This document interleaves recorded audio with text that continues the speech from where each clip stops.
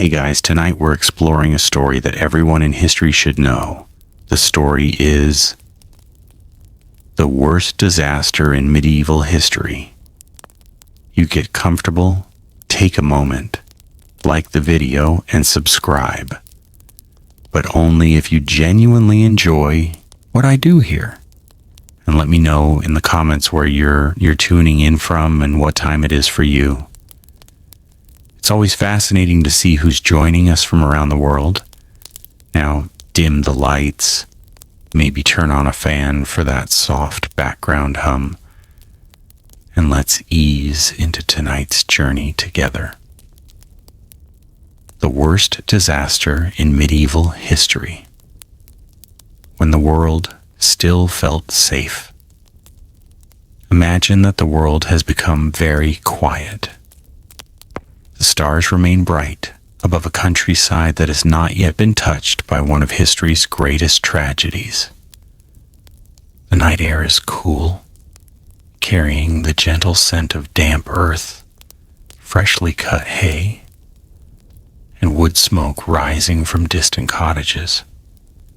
Somewhere beyond the darkness, an owl calls softly before returning to silence. You find yourself standing on a narrow path that winds through the fields of medieval Europe. The year is the early 14th century. No one around you knows what is waiting only a few years ahead. For the people of this age, tomorrow seems much like yesterday. Seasons arrive in their familiar order. Wheat grows in the fields.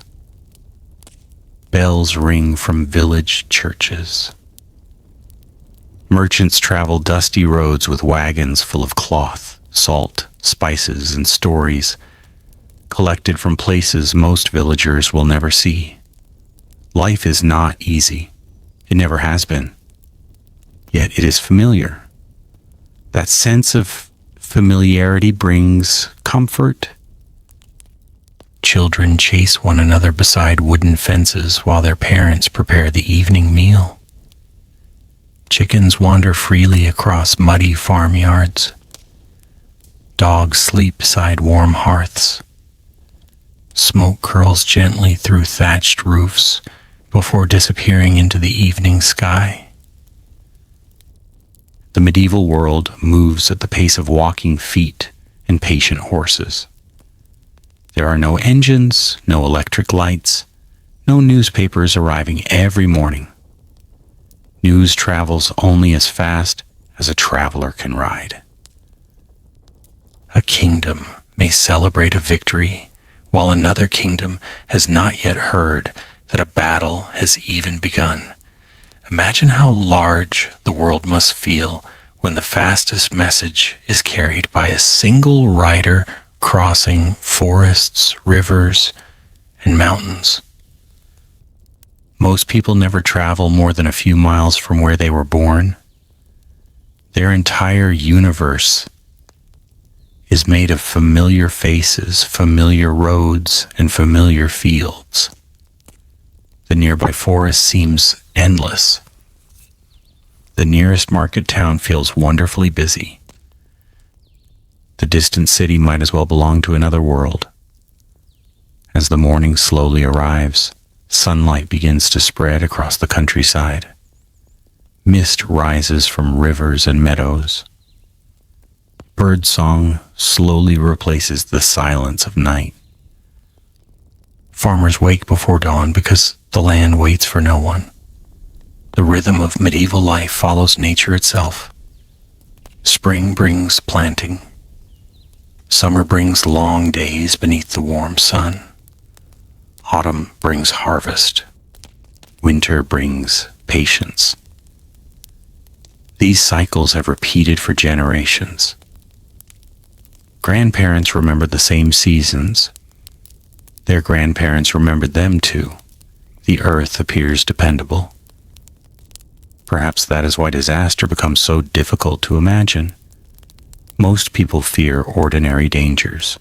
A failed harvest, a dangerous winter, a broken bridge, a local illness, a small war between neighboring lords. These troubles are real.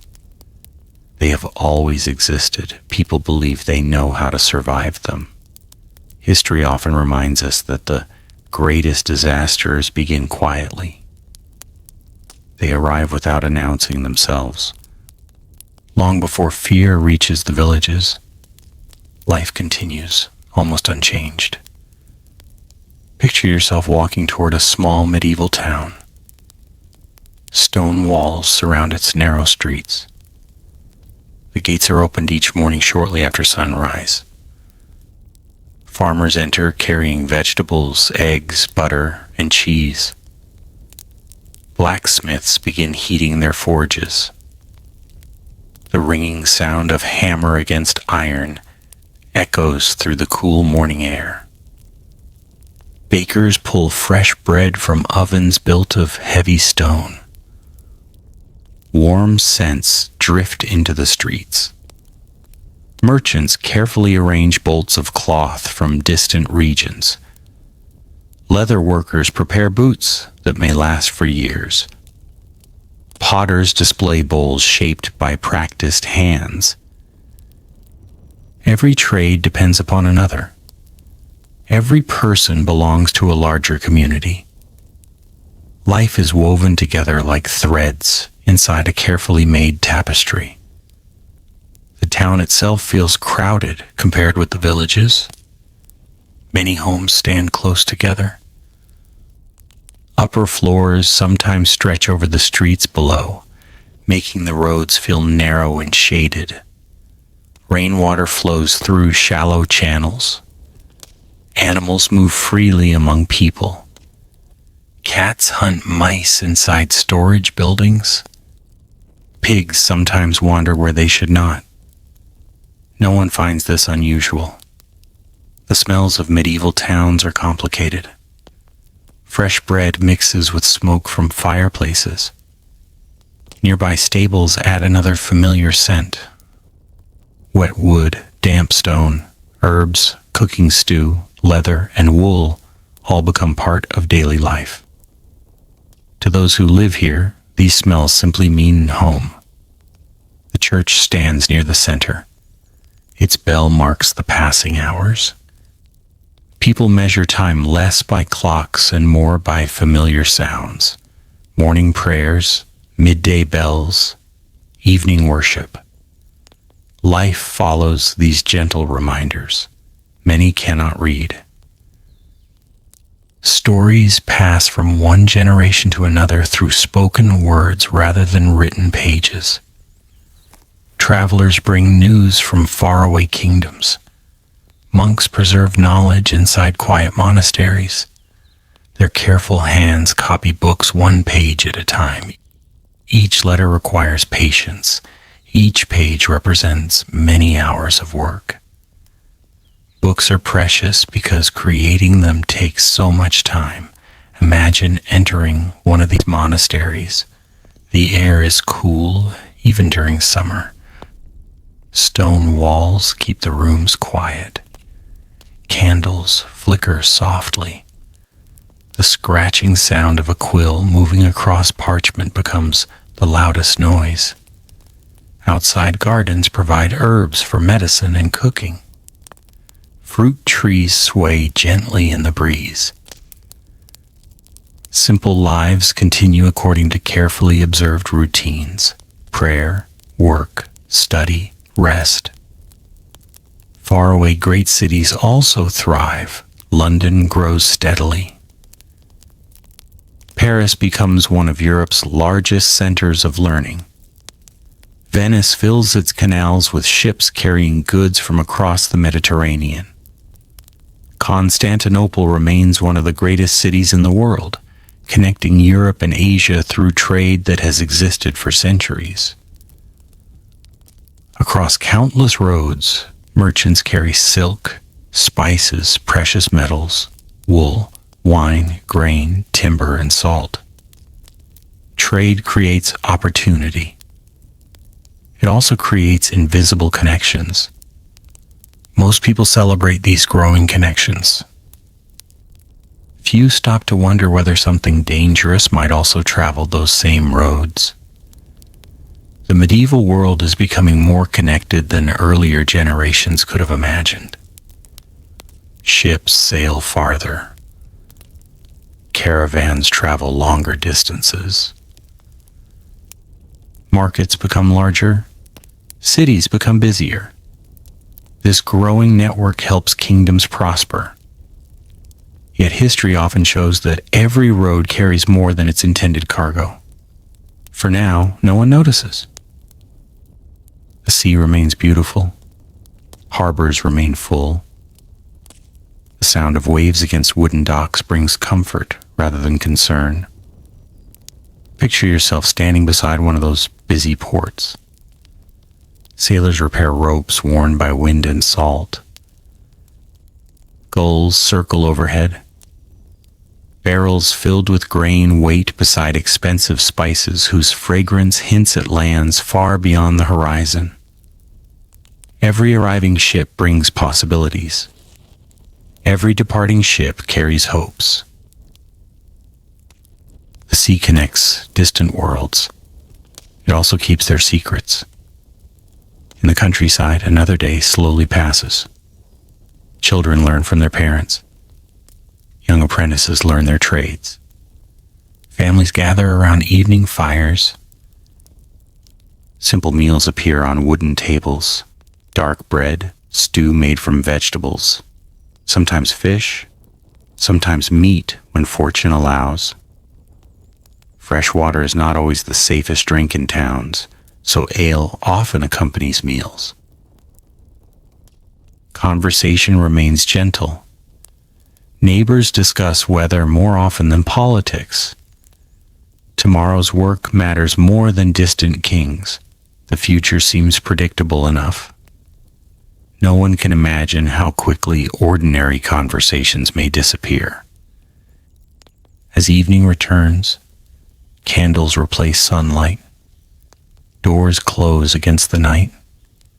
The wind brushes softly across fields, now empty of workers.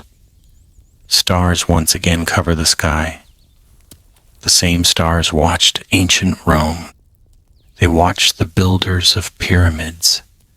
Now they watch medieval Europe, sleeping peacefully. Somewhere beyond those peaceful villages, events have already begun that will reshape history. Not because armies are marching, not because kingdoms are collapsing, but because nature follows rules that no kingdom can command.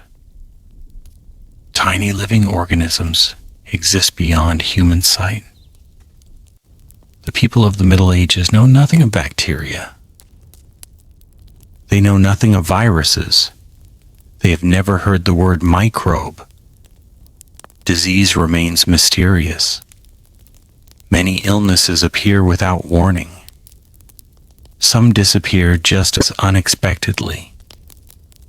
Doctors do what they can with the knowledge available to them. Their understanding comes from ancient medical traditions, careful observation, religious belief, and generations of experience. Sometimes treatments help, sometimes they do not. No one yet understands why. Far away across Asia, trade continues as it always has. Caravans cross dry landscapes where dust rises beneath camel feet. Mountain passes challenge experienced travelers. Markets welcome strangers speaking many different languages. Cultures meet peacefully through commerce. Goods change hands. Stories change hands. Unknown dangers change hands as well. No traveler notices. No merchant intends harm. No sailor realizes what invisible passengers may accompany cargo loaded onto a ship. History does not always move because someone chooses it. Sometimes history changes because nature quietly finds a path. Imagine following one merchant caravan for many weeks. You hear bells hanging from pack animals. You feel warm desert winds during the day. Cold air settles after sunset. Campfires glow beneath endless stars.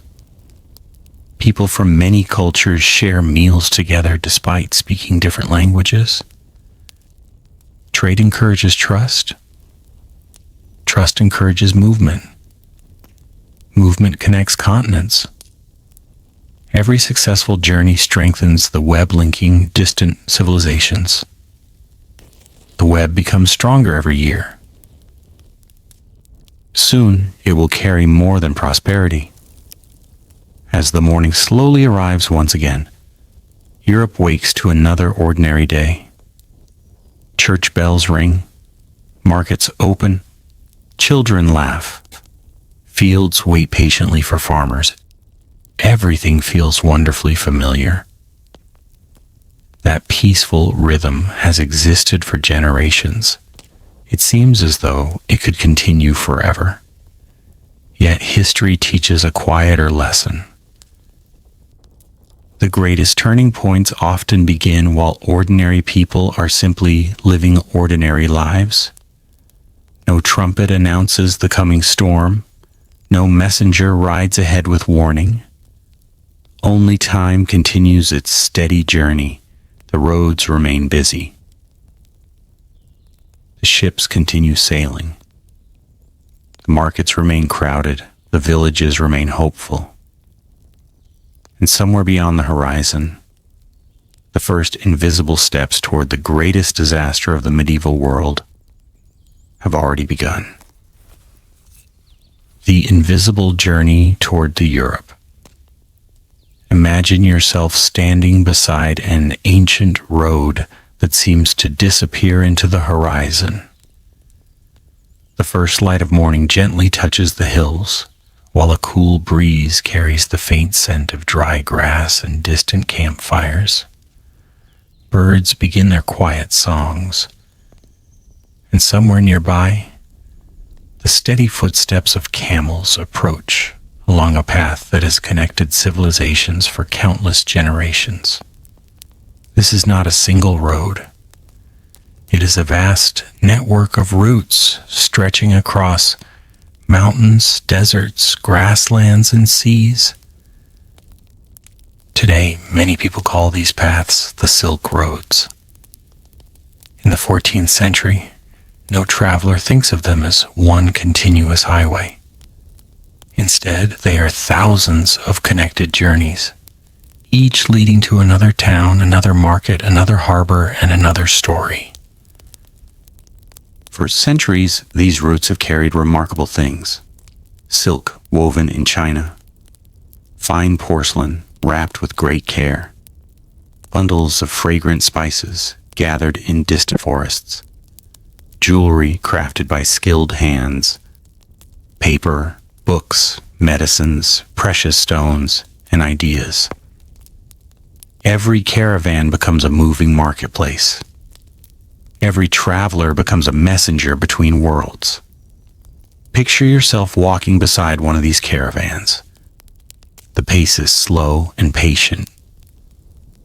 Camels move steadily across dusty ground, their bells producing soft, rhythmic sounds that blend with the wind. The merchants speak quietly while watching the changing landscape. Some have traveled these roads many times. Others are beginning their first great journey. The days are long. The nights are peaceful beneath an endless blanket of stars. When evening arrives, tents are raised. Small fires flicker against the darkness. Simple meals are shared. Stories are exchanged in many different languages. Some travelers speak of distant kingdoms where snow covers the mountains. Others describe warm coastal cities filled with ships from every direction. Although their customs differ, they all understand the value of safe travel. The roads belong to everyone who respects them. As the morning slowly arrives after another night beneath the open sky, The caravan continues onward. Weeks become months. The landscape changes almost without notice. Rocky mountains slowly give way to broad grasslands. Wide rivers replace narrow streams. Dense forests appear where open plains once stretched toward the horizon. Nature offers endless variety. Human determination remains constant. Travel during the Middle Ages requires patience that is difficult to imagine today. There are no engines, no paved highways, no accurate maps for every region. Most knowledge comes from memory and experience. A trusted guide may know where fresh water can be found. An older merchant remembers which villages welcome strangers. Another traveler recalls dangerous mountain passes that should be avoided during winter. Every successful journey depends upon shared knowledge. The roads are not empty. Pilgrims travel toward sacred places. Messengers carry letters between rulers. Craftsmen search for opportunity. Scholars seek new ideas. Religious leaders spread their teachings. Families move in search of better lives. Every traveler has a different reason for leaving home. Yet together, they create an invisible bridge between continents. Imagine standing at a busy caravanserai. These roadside inns offer shelter to weary travelers. Strong stone walls surround a large courtyard. Camels kneel patiently while their loads are carefully removed. Horses drink from stone troughs filled with cool water. The smell of cooking fills the evening air. Fresh bread bakes inside clay ovens. Stews simmer slowly over open fires. Warm tea is poured into simple cups. People who met only hours earlier now share food and conversation. Languages blend together like flowing rivers. Some words are understood. Others are explained through smiles and gestures. Trade has always encouraged cooperation. A merchant from Persia may bargain with a trader from Central Asia. A traveler from India may exchange stories with someone who has crossed the Black Sea. Ideas travel almost as easily as goods. New farming techniques, different styles of architecture, fresh artistic traditions, mathematical knowledge, religious beliefs. Every journey enriches the people who take it. Yet nature often travels quietly beside humanity. Tiny creatures live among grain sacks. Others hide within bundles of cloth. Some remain inside ships. Others travel unnoticed with animals. No one can see them. No one realizes that the same roads carrying prosperity may also carry danger. At this moment, somewhere across the great grasslands of Central Asia, a silent chain of events has already begun. Historians continue to study exactly where the great pandemic first emerged. Some evidence points toward regions of Central Asia.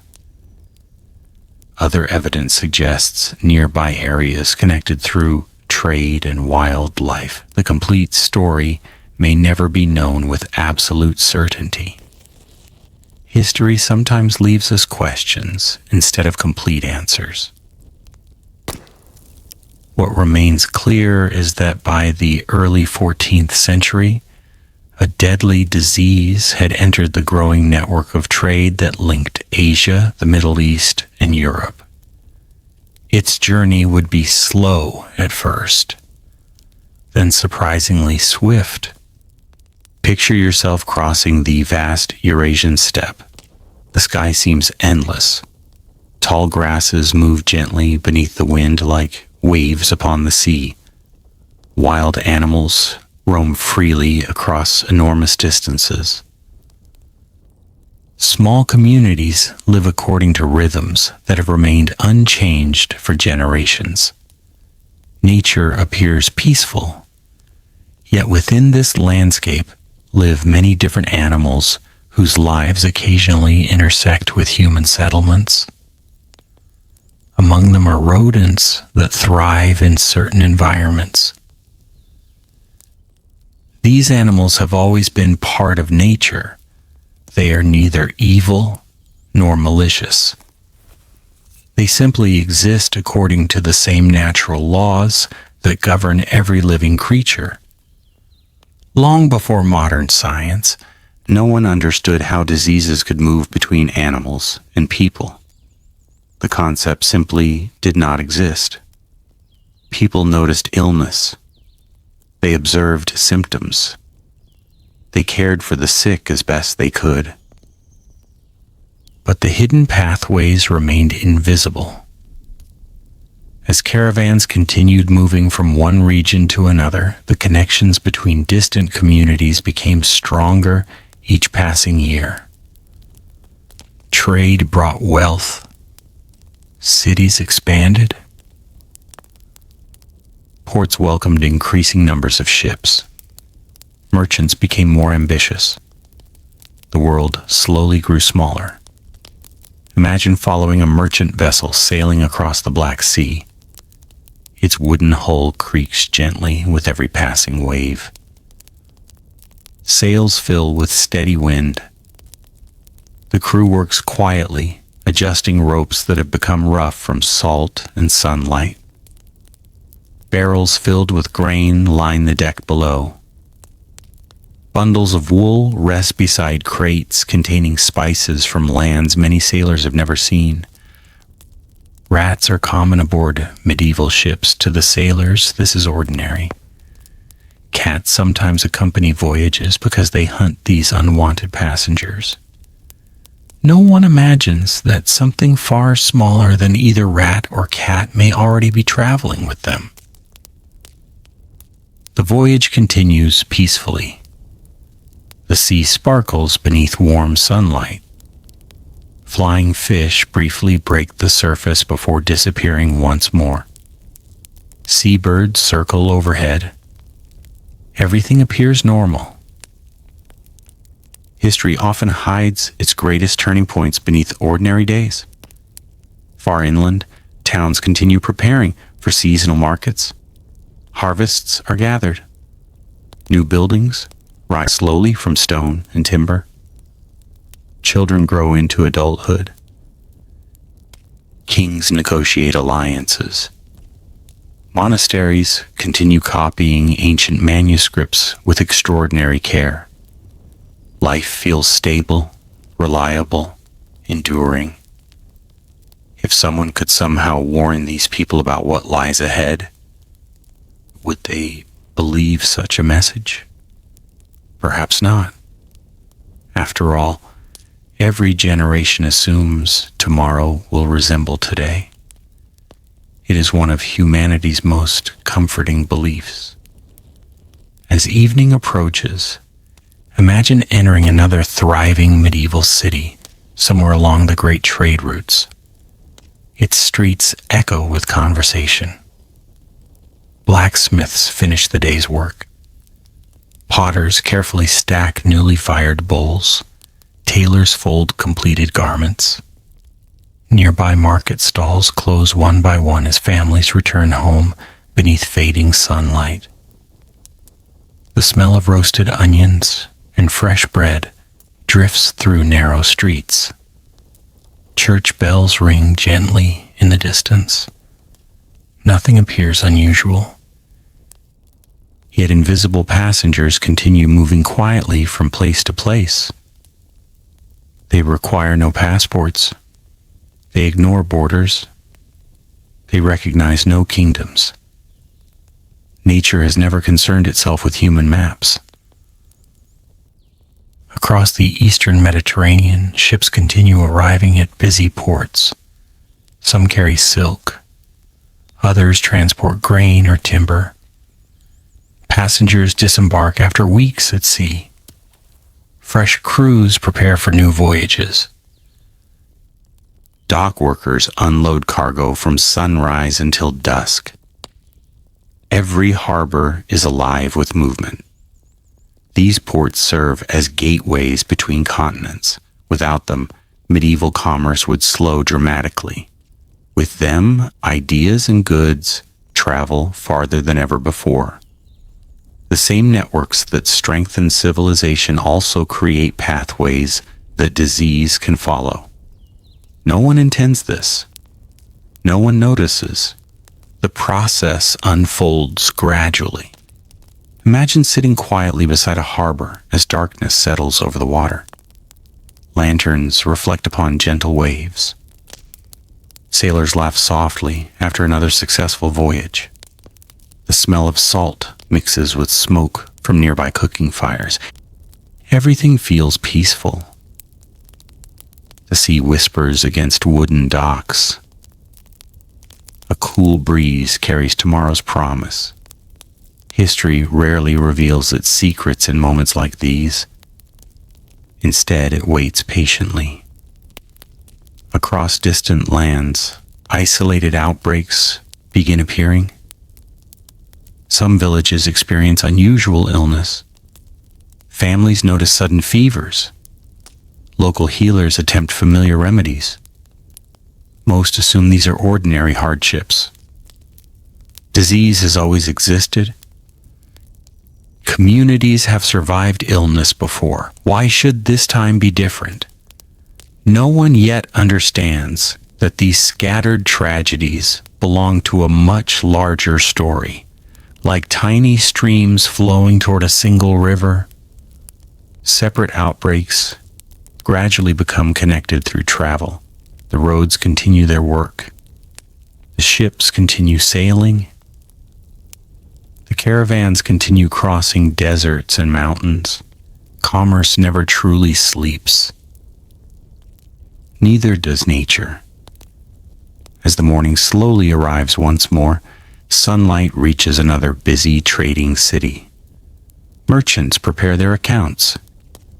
Stable hands feed horses before dawn. Fishermen untie their boats from weathered docks. Monks begin early prayers. Farmers already walk toward their fields, carrying familiar tools worn smooth by years of use. Life remains beautifully ordinary. That ordinary morning will soon become one of the last remembered before fear begins its long journey across continents. Not because the people have changed, not because their faith has weakened, not because their work has failed, but because an unseen force is quietly following every road they have built, every bridge, every marketplace, every harbor, every successful connection between distant worlds. The great network that once represented hope, discovery, and prosperity is slowly becoming the path along which history's darkest medieval disaster will travel toward Europe. The people living these peaceful days cannot see it. They continue smiling, trading, working, dreaming. And somewhere beyond the horizon, the invisible journey continues, one careful step at a time. When war, trade, and disease met at the edge of Europe, imagine yourself standing on a quiet shoreline before the first light of dawn. The sea is calm, its gentle waves brushing against wooden piers with a slow and steady rhythm. A cool breeze carries the scent of salt, damp timber, and distant cooking fires that are only beginning to awaken. Above, the sky slowly changes from deep blue to pale silver, and seabirds glide effortlessly over the water. You find yourself at the edge of two worlds. To the west lies Europe. To the east stretch the great lands of Asia. Between them stand busy ports, where merchants, sailors, and travelers have gathered for generations. One of these places is the fortified city of Kaffa, known today as Feodosia, on the Crimean Peninsula. In the 14th century, Kaffa is a thriving trading colony, controlled by merchants from the Italian city of Genoa. Its stone walls rise proudly above the harbor. Behind those walls, narrow streets are filled with many languages. Italian merchants negotiate prices with traders from Armenia. Greek sailors unload cargo beside merchants from the steppes. Visitors arrive from lands separated by thousands of miles. The city seems to belong to everyone. And yet, it also belongs to no one completely. Trade has made Kaffa prosperous. Ships arrive almost every day. Warehouses overflow with valuable goods. Silks from distant Asia. Spices whose fragrances fill entire rooms. Fine fabrics, precious metals, honey, wax, grain, furs. Each cargo tells the story of a journey that crossed mountains, rivers, deserts, and seas. Picture yourself walking through the marketplace. The stone streets are already busy despite the early hour. Shopkeepers lift heavy wooden shutters. Fresh bread cools upon woven baskets. Fish caught before sunrise glisten in the morning light. Children weave carefully between adults, carrying baskets of vegetables. Somewhere nearby, a blacksmith begins his work.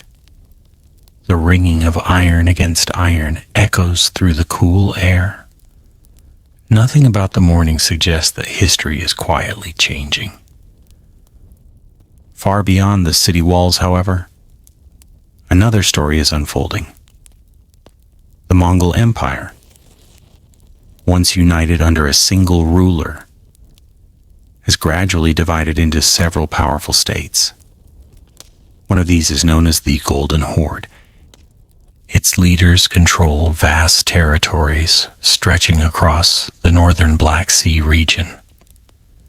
Relations between the Genoese merchants and the rulers of the Golden Horde are often practical. Trade benefits both sides. Yet, like many relationships in history, peace does not always last. Political disagreements, economic competition, and local conflicts slowly increase tensions. Eventually, those tensions become open warfare. Around the year 1346, the armies of the Golden Horde surround Kaffa. The city prepares for a siege. Imagine standing atop the stone walls. The wind blows steadily from the sea. Below, rows of tents spread across the surrounding landscape. Campfires rise into the evening sky. Horses graze quietly beyond the soldiers. The siege begins not with chaos, but with patience. This is often how medieval warfare unfolds. Instead of constant fighting, both sides wait. Those inside the city rely upon their walls and stored supplies. Those outside hope that time itself will become their greatest ally. Weeks pass. Life changes inside Kaffa. Food becomes more carefully measured. Merchants who once focused on trade now help strengthen defenses. Families remain close together. Guards watch the horizon day and night. The harbor remains the city's greatest lifeline. Ships can still sometimes reach the port despite the danger. The sea offers hope when the roads cannot. Picture yourself walking through the streets during the siege. The marketplace is quieter now. Many stalls remain closed. Conversations are softer than before. People speak in careful voices. Everyone wonders how long the siege will continue. No one knows the answer. Outside the walls, life is equally difficult. The soldiers of the Golden Horde endure changing weather. Summer heat gives way to cooler nights. Rain turns the ground into deep mud. Supplies must continue arriving. Horses require constant care. Disease often accompanies large military camps. This is true throughout history. Where many people gather together under difficult conditions, illness sometimes follows. It is during this siege that chroniclers later describe a remarkable and deeply unsettling event. According to several historical accounts, disease spread through the besieging army. Many soldiers became gravely ill. Death appeared in increasing numbers. Those living centuries later would come to recognize this illness as plague. One medieval writer, Gabriele de Mussi, described how the attackers allegedly used siege engines to throw the bodies of plague victims over the city walls. His account has become one of the most discussed episodes in the history of the Black Death. Modern historians continue to debate exactly how literally this description should be understood. Some believe such events may indeed have occurred. Others suggest the account may have been shaped by rumor or written from secondhand information. The truth may never be known with complete certainty. History sometimes preserves memories more clearly than precise details. What historians broadly agree upon is that plague was present in the region during this period and that trade and human movement played the primary role in its wider spread. Imagine the uncertainty felt by those inside Kaffa. They do not know what future generations will call this disease. They have no microscopes, no understanding of bacteria, no knowledge of infected fleas. Only fear, only observation. People notice sudden fevers, pain, weakness, dark swellings appearing beneath the skin. Families watch loved ones become ill with frightening speed. Doctors offer the treatments known in their time. Some recommend changes in diet, others burn fragrant herbs, prayers fill churches, candles burn through long nights. Hope remains stronger than certainty. As the morning slowly arrives, mist settles over both the city and the military camp beyond its walls. For a brief moment, everything appears peaceful. The sea remains calm. Birds continue flying above the harbor. Nature seems almost unaware of human suffering. This quiet contrast appears again and again throughout history. The natural world continues its gentle rhythms even while human lives change forever. Within the harbor, ships still wait. Some prepare to leave. Their captains know remaining too long could become dangerous. Trade has already slowed. Supplies grow uncertain. The sea once again offers escape. Picture yourself aboard one of these vessels. The crew works quickly but carefully. Ropes are untied, sails are raised. Barrels of food and fresh water are secured below deck. Passengers carry only what they can manage. Some hope to return home. Others simply wish to survive. The ship slowly moves away from the harbor. Behind it, Kaffa becomes smaller with every passing hour. Those aboard may believe they are leaving danger behind. They cannot know that the danger may already be traveling with them. No sailor sees invisible organisms. No passenger notices infected fleas hidden among cargo or rodents aboard the vessel. The journey feels ordinary. The destination promises safety. History quietly prepares another chapter. Across the Black Sea, ships sail toward ports connected to the Mediterranean. From there, trade reaches nearly every corner of southern Europe. The same routes that have carried prosperity for centuries now become silent pathways for something else. And no one intends this. No one even realizes it. Imagine sitting upon the deck during sunset. The sea reflects golden light. Gentle waves rock the ship. A sailor quietly repairs a torn sail. Another watches the distant horizon.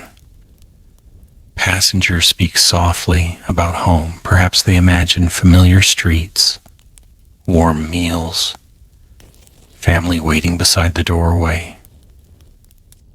Simple comforts that become especially precious after weeks of uncertainty.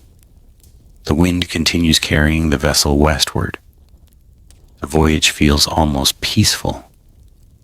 Yet history often hides enormous consequences within quiet moments. Every harbor waiting ahead believes it is welcoming another ordinary merchant ship. Every dock worker prepares to unload familiar cargo. Every merchant expects another successful exchange. None can imagine that the greatest medieval disaster is now approaching by sea. As darkness settles over the water, stars appear one by one. The same constellations guide sailors across generations. The same moon shines upon every kingdom regardless of borders. Nature remains unchanged. Human history does not. Far behind, the siege of Kaffa slowly fades into memory. For those who survived it, life will never be quite the same. For Europe, the consequences are only beginning. The ships continue their patient journey across calm waters. Their sails fill with steady winds. The harbors ahead remain busy.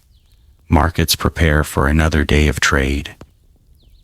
Church bells will soon welcome another ordinary morning. No one knows that the invisible traveler has already crossed the sea. Its footsteps make no sound. Its arrival carries no warning. Yet before long, the ports of the Mediterranean will become the first gateways through which the Black Death enters Europe, changing the course of medieval history forever. How the Black Death reached the Mediterranean. Imagine the gentle sound of waves before sunrise. The sea is calm, rising and falling with a slow rhythm that seems as old as time itself. The air is cool, carrying the scent of salt, seaweed, and weathered wood. Far across the horizon, the first pale light begins to spread, turning the sky from deep blue into soft shades of silver and gold. You find yourself aboard a merchant ship making its way across the Black Sea. The voyage has already lasted many days. The crew follows familiar routines that have changed little over the years. Before the sun fully rises, sailors inspect the sails for damage caused by wind and salt. Others tighten ropes that have become rough beneath countless hands. Buckets of seawater are lifted onto the deck to wash away dirt left by yesterday's work. Breakfast is simple: dark bread, dried fish, perhaps a little cheese if supplies allow. Fresh water is carefully rationed. Every drop matters during long voyages. The The passengers rise slowly from cramped sleeping spaces below deck. Some quietly offer morning prayers while facing the growing light. Others simply watch the endless sea, wondering how many more days remain before home appears on the horizon. To them, this voyage feels ordinary. It is simply another journey along one of the busiest trade routes in the medieval world. Picture yourself walking carefully across the wooden deck. The boards creak gently beneath your feet. A cool wind brushes against your face. Above you, white seabirds glide effortlessly through the morning air, occasionally calling to one another before disappearing into the distance. Everything feels peaceful. Nothing suggests that history is quietly sailing alongside this vessel. Like many ships of its time, this one carries more than people and valuable goods. Barrels of grain are stacked neatly in the cargo hold. Bundles of wool rest beside wooden crates. Ceramic jars filled with oil are packed carefully to survive the journey. There are ropes, tools, spare sails, and countless small necessities required for life at sea. There are also creatures that no captain welcomes. Rats have long been common companions aboard ships. They slip quietly through narrow spaces between cargo. They search constantly for food. Sailors do everything they can to control them, often bringing cats aboard to hunt them. To medieval people, rats are mostly an annoyance. They chew ropes. They spoil food. They damage supplies. No one yet understands that these ordinary animals may also be part of a much larger chain of events. The sailors notice only what they can see. The invisible world remains hidden from everyone. As the morning slowly arrives, the ship continues its steady course. The sea is generous today. The wind remains constant. The waves are gentle. Experienced captains know that such peaceful conditions cannot always be expected. Storms sometimes appear with little warning. Heavy winds can tear sails apart. Massive waves can throw even the strongest ships violently across the water. But today the sea seems kind. The voyage continues almost effortlessly. Imagine sitting quietly beside the rail as the hours pass. Sunlight dances across the surface of the water. Flying fish briefly rise before disappearing beneath the waves. The gentle rocking of the ship becomes almost soothing. Conversation among the passengers grows softer as everyone settles into the slow rhythm of travel. One merchant counts his remaining coins. Another carefully checks a list of customers waiting in Italy. A sailor quietly repairs a worn leather glove.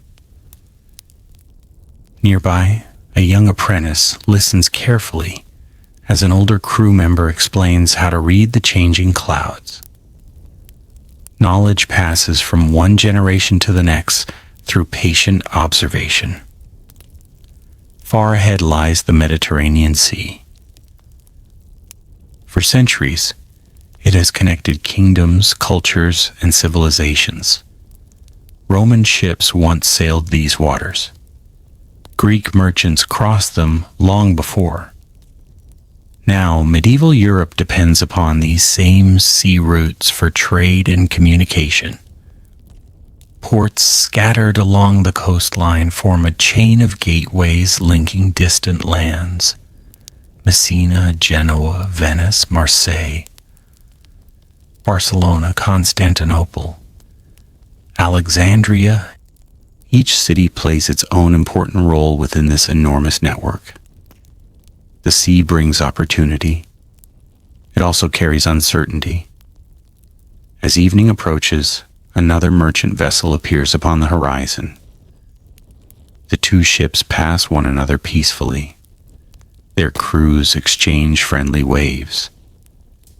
Perhaps they call greetings across the water. Then each continues toward its own destination. Neither crew realizes that history is quietly connecting them. Imagine how many ships cross these waters every season. Hundreds, perhaps thousands. Some carry grain that will feed entire cities. Others transport wool that will become warm clothing. Some carry pilgrims traveling towards sacred places. Others transport scholars eager to learn from distant libraries. Every voyage strengthens the bonds between societies. The medieval world has become remarkably connected. That achievement is one of its greatest strengths. Soon it will also become one of its greatest vulnerabilities. Several days later, land finally appears. At first, it is only a faint shadow upon the horizon. Gradually, hills become visible, then towers, then harbor walls. The passengers smile with quiet relief. Home is near. The sailors prepare for arrival. Ropes are inspected once more. Cargo lists are reviewed. Flags are raised. Small fishing boats move gracefully across the entrance to the harbor. The smell of land slowly replaces the endless scent of open sea. Wood smoke drifts gently from houses beyond the waterfront. Fresh bread bakes inside city ovens. Church bells echo faintly across the water. Everything feels wonderfully familiar. The city waiting before them is Messina, on the island of Sicily. Modern historians generally agree that Sicily became one of the first places in Europe where the Black Death was firmly established during 1347. Merchant ships arriving from the Black Sea played a significant role in bringing the disease westward. Exactly which ships arrived first may never be known with complete certainty. Records from the Middle Ages are often incomplete. Yet the overall pattern is clear. Trade routes became pathways for one of history's deadliest pandemics. Picture yourself standing on the busy docks of Messina. Dock workers prepare to unload cargo. Merchants gather with account books in hand. Port officials inspect arriving vessels. Children watch the ships with curiosity. Fishermen return with the morning's catch. The harbor is alive with ordinary activity. No one expects disaster. Some accounts written after the event describe arriving ships whose crews had become gravely ill during the voyage. Others suggest that many sailors had already died before reaching port. The details vary between different historical sources. What remains certain is that illness soon appeared within the city itself. At first, people assume it is another local outbreak. Communities throughout history have faced disease before. Illness is sadly familiar. No one imagines how quickly this one will spread. Families begin noticing sudden fevers. Healthy neighbors become weak within days. Doctors search for explanations using the medical knowledge available to them. Priests offer comfort and prayers. Relatives care tenderly for loved ones. Everyone hopes the sickness will soon pass. Instead, it grows. Imagine walking through the streets only a week later. The marketplace is quieter. Some shops remain closed. People speak in worried whispers. Parents keep children close. Visitors arriving from neighboring villages hear troubling stories, but find them difficult to believe. Rumors often grow larger than reality. Surely the situation cannot be as serious as people claim. Yet each passing day brings more illness. The city slowly changes, not through sudden chaos, but through the gradual disappearance of ordinary routines. Morning conversations become shorter. Neighbors stop visiting one another so freely. Busy streets grow strangely empty. The familiar rhythm of daily life begins to falter. As the morning slowly arrives again, church bells ring as they always have. Sunlight still warms the stone buildings. The sea remains calm beyond the harbor. Nature continues with quiet indifference. Only human hearts have changed. Fear has begun replacing certainty. The invisible traveler that crossed the sea now begins its long journey across Europe. From Sicily, ships continue sailing. Some leave quickly after hearing disturbing news. Others arrive unaware of what has already begun. Merchants follow established routes because trade cannot simply stop overnight. Cargo continues moving. Passengers continue traveling. The connections built over centuries cannot suddenly disappear. Imagine another vessel departing the harbor. Its destination is one of the great commercial cities farther north. The crew believes they are escaping danger. Instead, they unknowingly carry the next chapter of history with them. One harbor becomes two. Two become five. Five become dozens. The disease follows the same roads and sea lanes that commerce has faithfully used for generations. No army could have advanced so efficiently across the continent, not because of superior weapons, but because Europe's own successful trade network quietly opened every gate. Night falls gently over the Mediterranean. Lanterns shimmer upon calm waters. Ships rest peacefully beside their docks. The stars reflect upon the sea just as they have for countless generations. The world still appears beautiful. The waves continue their endless rhythm. The breeze carries the scent of salt through sleeping cities. Yet by now, the Black Death has firmly reached Europe. Its journey has only just begun. Soon the great ports of Italy will feel its presence. Soon merchants will carry frightening stories from one kingdom to another. Soon church bells will ring more often than anyone wishes. And across the continent, ordinary people who have never heard the name of Kaffa will find their lives forever changed by events that began far beyond the horizon. When the Black Death entered Europe's great cities, imagine yourself waking before dawn in a prosperous Italian city. The streets are still quiet. Only a few lanterns remain lit, their gentle glow reflected on smooth stone roads that have carried countless footsteps over the centuries. The cool morning air carries the scent of the nearby sea, mixed with fresh bread beginning to bake inside small neighborhood ovens. Somewhere in the distance, a church bell rings softly, welcoming another ordinary day. You find yourself in Italy during the autumn of 1347. For generations, these cities have been among the busiest places in Europe. Merchant ships arrive almost every day. Markets overflow with goods gathered from lands separated by thousands of miles. Bankers carefully record transactions that connect kingdoms.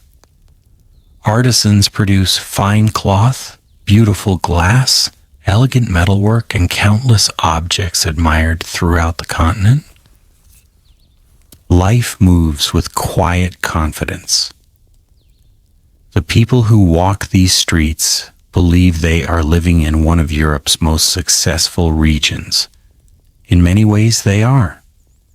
Cities such as Genoa, Venice, Pisa, Florence, and Messina have become important centers of trade and learning. Their harbors welcome sailors from the Mediterranean and beyond. Their wealth depends upon movement, ships, people, ideas, commerce. Every arrival promises opportunity. No one yet realizes that the same connections bringing prosperity are now carrying something entirely different. Picture yourself entering the marketplace shortly after sunrise. The square slowly fills with familiar sounds. Merchants lift wooden shutters that have protected their shops through the night. Farmers arrange baskets of onions, beans, apples, and fresh herbs. Fishmongers display the morning's catch packed carefully with damp seaweed. A baker smiles as warm loaves are placed upon a wooden table. The comforting aroma spreads through the surrounding streets. Children help their parents prepare market stalls. Neighbors pause to exchange quiet greetings before beginning another day of work.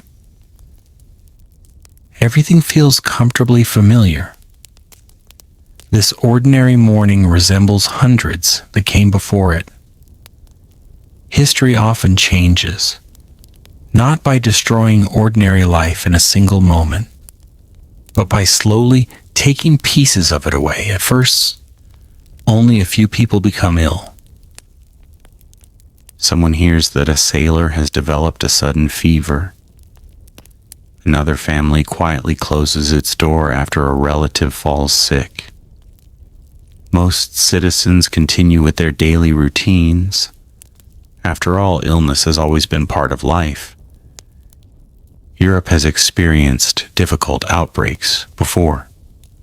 Communities know how to care for those who become weak. No one expects what will follow. Imagine walking toward the harbor. Ships continue arriving, despite growing rumors. Captains speak quietly with local merchants. Some mention unusual sickness in distant ports. Others dismiss such stories as exaggerations told by frightened travelers. Rumors spread quickly in every age. Sometimes they are false. Sometimes they contain only part of the truth. Very few people understand that this time the rumors are not growing larger than reality. Reality itself is becoming larger than anyone can imagine. As the morning slowly arrives on another day, more households report sudden illness. The symptoms often begin unexpectedly. A person who seemed healthy yesterday wakes with fever. Extreme weakness follows. Pain spreads through the body. Many develop swollen lymph nodes, known today as buboes, most commonly appearing in the groin, armpits, or neck. To medieval people, these painful swellings seem mysterious and deeply frightening. Doctors observe carefully. They record what they see. Yet observation alone cannot explain why this disease behaves so differently from others they have known. Medical knowledge in the 14th century is thoughtful but limited. Many physicians study the writings of ancient scholars such as Hippocrates and Galen. These traditions emphasize the balance of the body's humors. Others believe unusual alignments of the planets may influence health. Many suspect polluted air, often called miasma, carries disease through unpleasant smells. Each explanation reflects sincere attempts to understand a world whose smallest living organisms remain invisible. Imagine entering the home of a respected physician. Shelves hold handwritten manuscripts copied with great care. Bundles of dried herbs hang from wooden beams. Small jars contain carefully prepared medicines. The physician examines each patient patiently, offering every treatment known to him. He truly wishes to help. His knowledge represents centuries of learning. Yet even the wisest doctors cannot solve a mystery whose true cause lies beyond the science of their age. Outside, daily life continues, though more quietly than before. The laughter that once filled busy streets grows less frequent. Neighbors begin noticing closed doors. Families visit churches more often. Candles burn longer into the evening.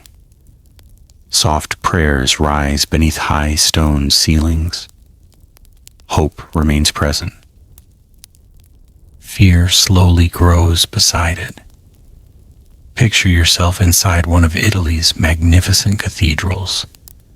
Morning sunlight filters gently through colored glass windows. The light paints quiet patterns upon the stone floor. People kneel together in silent reflection. Some pray for loved ones already ill. Others pray simply that tomorrow will bring better news. The sound of many whispered voices creates an atmosphere of deep peace, despite growing uncertainty. Faith provides comfort when explanations are difficult to find. Throughout history, communities facing hardship have often gathered together seeking hope. Outside the church, however, ordinary business becomes increasingly difficult. Merchants hesitate before traveling.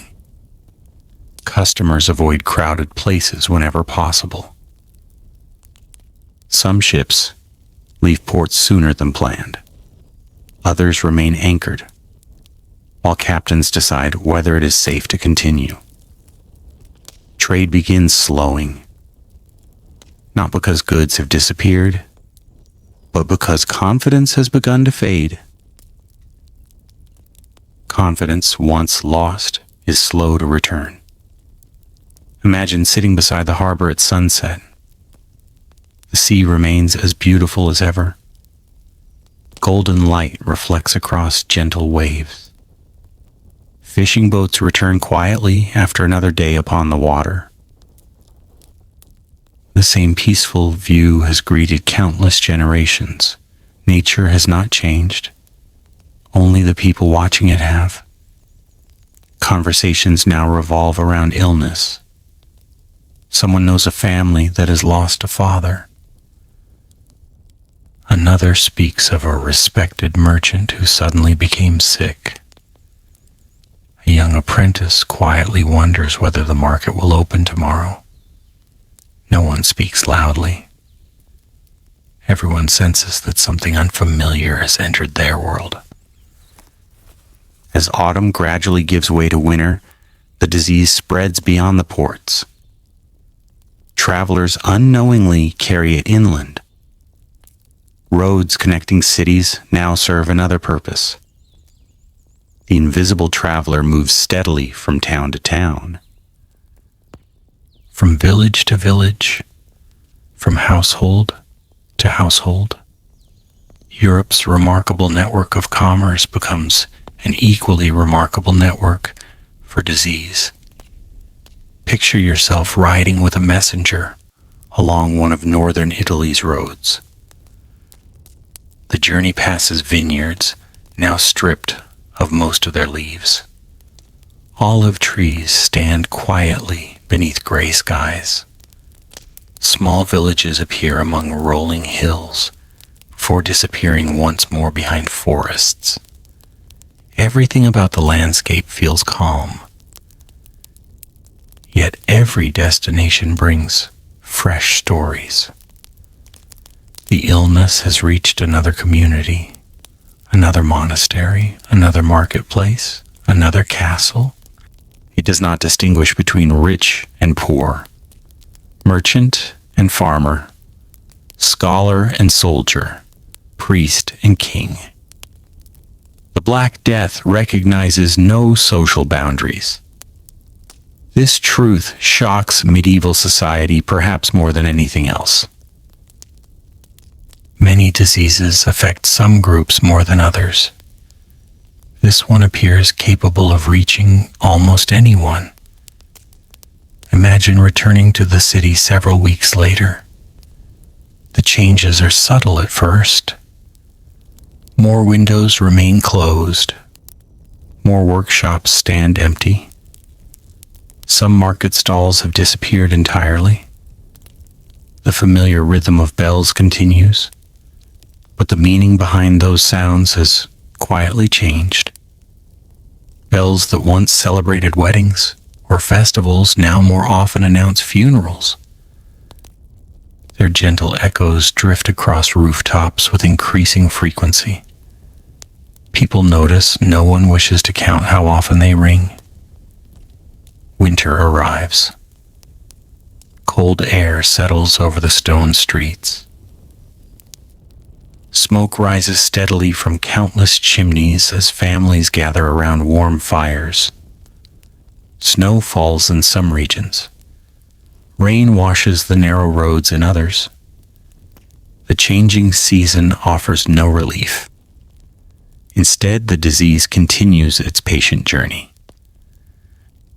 Medieval chroniclers later described entire neighborhoods growing strangely quiet. Not because everyone had disappeared overnight, but because ordinary life slowly became interrupted. Schools closed. Markets shrank. Festivals were postponed. Travel became uncertain. The familiar patterns that had defined everyday existence began to unravel. Imagine listening carefully as evening falls. You hear fewer voices than before. The cheerful conversations that once drifted from open windows have become softer. Many families remain indoors. Candles burn late into the night. Parents watch sleeping children with quiet concern. Neighbors wonder what tomorrow may bring. Still, acts of kindness continue. Healthy relatives care for the sick despite the risks. Monks and nuns comfort those who have no family nearby. Doctors continue visiting patients. Priests offer blessings. Ordinary people share food with neighbors facing hardship. History often remembers great disasters through numbers, yet within every number live countless moments of quiet compassion. These moments rarely appear in official records. They existed nonetheless. As the morning slowly arrives one cold winter day, frost covers rooftops with delicate white crystals. The city awakens more slowly than it once did. A baker lights his oven before sunrise, hoping customers will still come. A widow sweeps the front of her small home as she has done every morning for years. A young apprentice opens his master's workshop even though few visitors are expected. Life continues, not because circumstances are easy, but because people continue finding reasons to begin each new day. Beyond Italy, the roads stretch toward France, toward the Holy Roman Empire, toward England, toward every kingdom connected through commerce and travel. The Black Death has firmly established itself in Europe's great trading cities. Now it is preparing to move farther inland, following rivers, roads, and coastlines with relentless patience. The peaceful mornings that once greeted Italy now carry whispers of uncertainty. And somewhere beyond the snow-covered hills, countless other communities are still enjoying ordinary days, unaware that the silent traveler is steadily approaching their own front doors. The Black Death spreads across Europe.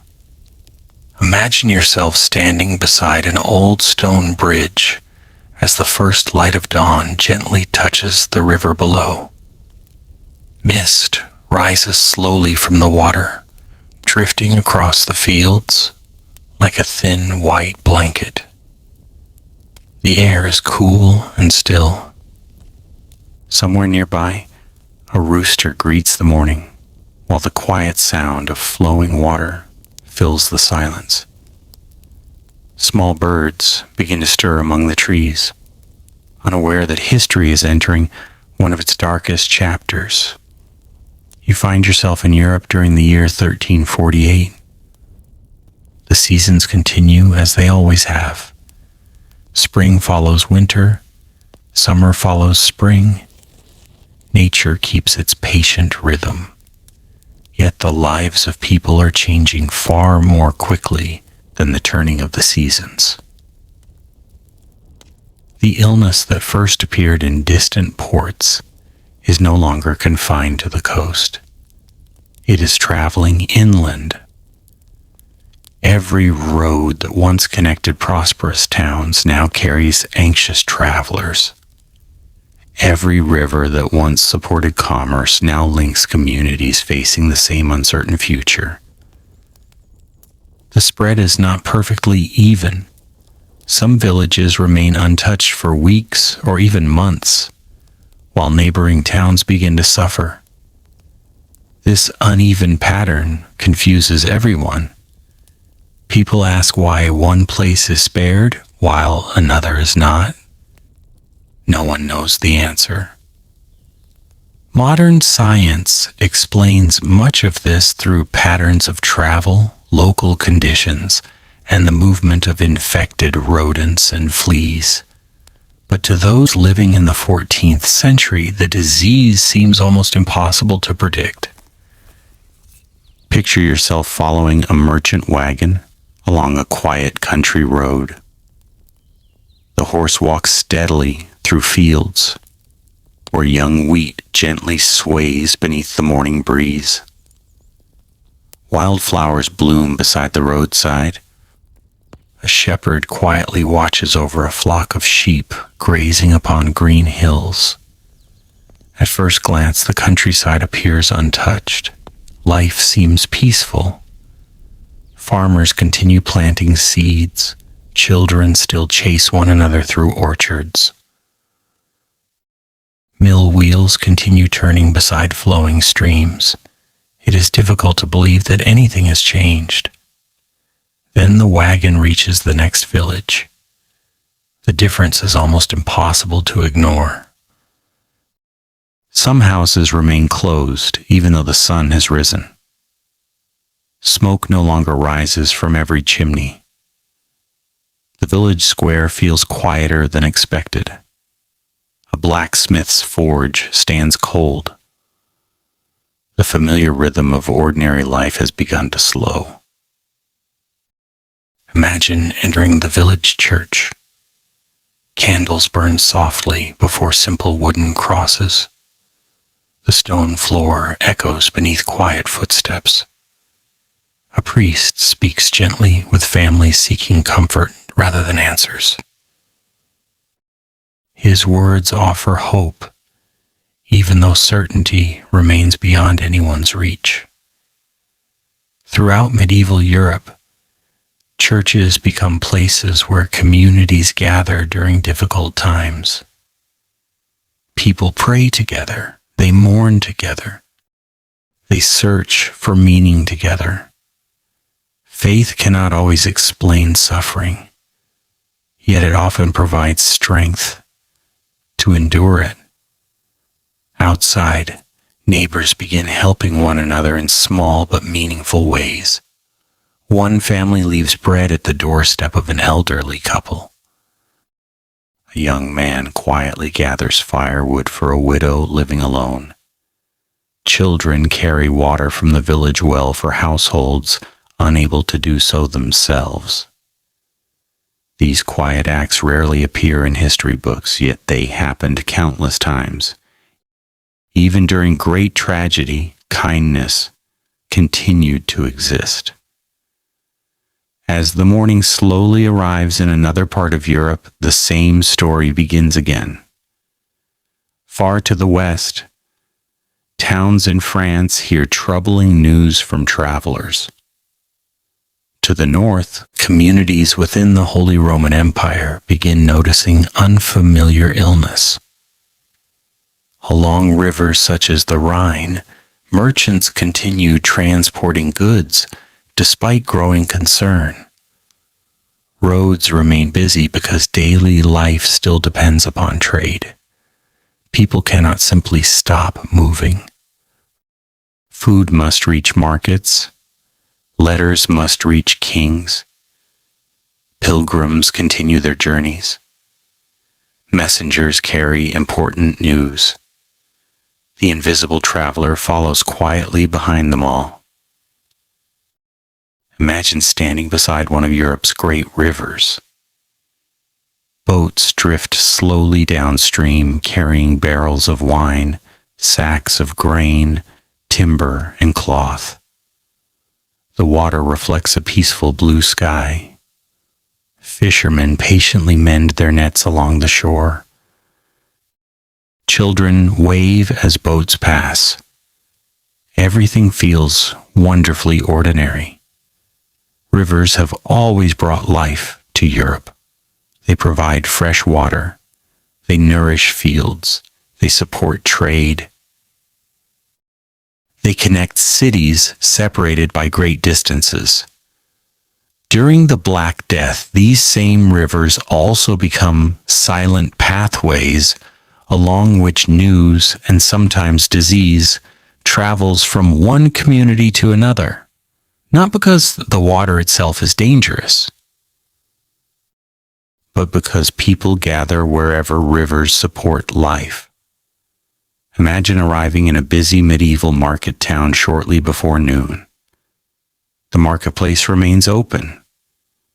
Merchants still display their goods, yet something feels different. People stand farther apart than before. Conversations are shorter. Visitors ask careful questions before entering crowded buildings. Rumors move almost as quickly as merchants. Some stories are exaggerated. Others prove sadly accurate. One traveler claims an entire village has become deserted. Another insists the illness disappears as suddenly as it arrives. Without reliable communication, separating truth from rumor becomes nearly impossible. Fear grows quietly inside uncertainty. Doctors continue searching for explanations. Many recommend avoiding unpleasant smells. Some carry small bundles of fragrant herbs, believing pleasant scents may offer protection. Others burn rosemary, juniper, or incense inside homes. These practices cannot stop plague, yet they reflect sincere attempts to respond using the best knowledge available at the time.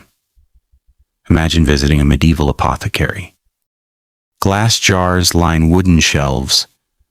Bundles of lavender, sage, thyme, and mint hang drying from ceiling beams. Mortars and pestles rest upon worn work tables. The room smells of herbs, beeswax, and carefully prepared medicines. The apothecary works from sunrise until late evening. People continue arriving with hope. Every visitor wishes for reassurance. Every family hopes their loved ones will recover. Sometimes they do, Often they do not. The uncertainty weighs heavily upon every community. As weeks become months, the Black Death spreads farther across the continent. It reaches castles protected by thick stone walls. It reaches humble cottages surrounded by farmland. It enters prosperous cities and remote monasteries alike. No fortress proves completely secure. No social class remains untouched. Kings receive reports from distant provinces. Local officials struggle to maintain order. Village leaders organize help for families in need. Throughout Europe, ordinary people adapt as best they can to extraordinary circumstances. Picture yourself inside a monastery, high among quiet hills. The stone buildings remain peaceful despite the troubling news arriving from nearby towns. Monks continue copying manuscripts by candlelight. They tend gardens filled with medicinal herbs. They ring bells according to familiar hours of prayer. Yet even here, concern quietly grows. Visitors arrive carrying stories from across the countryside. Some ask for shelter, others ask only for prayer. The monks welcome them with compassion. History remembers many religious communities that continued caring for the sick, despite the personal danger involved. Not all survived those choices, yet they made them anyway. As evening settles over Europe, roads become quieter than they once were. Travelers now prefer reaching shelter before darkness whenever possible. Fewer inns are filled with cheerful conversation. Instead, guests exchange cautious observations about conditions in neighboring regions. Which towns remain healthy? Which roads should perhaps be avoided? Where can fresh horses be found? Information becomes as valuable as food. Imagine sitting beside the fireplace, inside one such roadside inn. The fire crackles softly. Rain taps gently against the wooden shutters. A merchant quietly warms his hands before the flames. Across the room, two pilgrims speak in low voices about villages they recently passed. The innkeeper serves bowls of warm vegetable stew and coarse bread. The simple meal offers comfort during uncertain times. Outside, the rain continues falling. Inside, strangers share stories because everyone hopes another traveler may possess encouraging news. Often no one does. Winter gradually loosens its grip. Spring returns once more. Trees blossom exactly as they did the year before. Fields become green. Birds build nests. Nature quietly reminds humanity that life continues even during great sorrow. For many survivors, this contrast feels almost impossible to understand. How can the world remain so beautiful while so many lives have changed? There is no simple answer. The rivers continue flowing. The forests continue growing. The sun continues rising. History moves through nature, but nature is not shaped by history in the same way. As the morning slowly arrives one peaceful spring day, a farmer steps into his field. He notices the dew sparkling upon fresh grass. He hears distant church bells carried gently by the wind. He breathes the cool scent of damp earth after overnight rain. For a brief moment, everything feels almost normal again. Then he remembers neighbors who are no longer there, the empty cottage beyond the hill, the familiar voice missing from the marketplace, the friend whose laughter no longer echoes across the fields. the landscape remains. The community has changed. By the end of 1348, vast areas of Europe have felt the presence of the Black Death. Some regions suffer earlier, others later. Some communities lose many people. Others, though deeply affected, experience less severe losses. The pandemic does not unfold identically everywhere. Its path is shaped by travel, geography, population, and chance. Yet almost every corner of Europe will eventually carry memories of these difficult years. The roads that once represented opportunity now carry countless stories of resilience, grief, compassion, and survival. And as another quiet dawn spreads across the continent, Europe slowly realizes that this is no passing outbreak. It is a catastrophe unlike anything living generations have ever known, life and death. During the height of the Black Death, imagine yourself waking just before sunrise in the spring of 1349. A pale mist hangs over the rooftops, softening the outlines of chimneys and church towers. The air is cool, carrying the familiar scent of damp stone, wet earth, and wood smoke from fires that never completely went out during the night. Somewhere in the distance, a single church bell rings across the sleeping countryside. For a brief moment, the morning feels no different from countless mornings that came before. The birds still welcome the dawn. The rivers still reflect the growing light. The trees quietly unfold fresh leaves toward the sky. Nature continues with a remarkable calm. Yet within towns and villages across Europe, life has changed in ways few could have imagined only 2 years earlier. You find yourself walking through a city that was once filled with the steady rhythm of everyday life. The streets remain, the houses remain. The market square still lies at the heart of the community, but the familiar sounds have become fewer.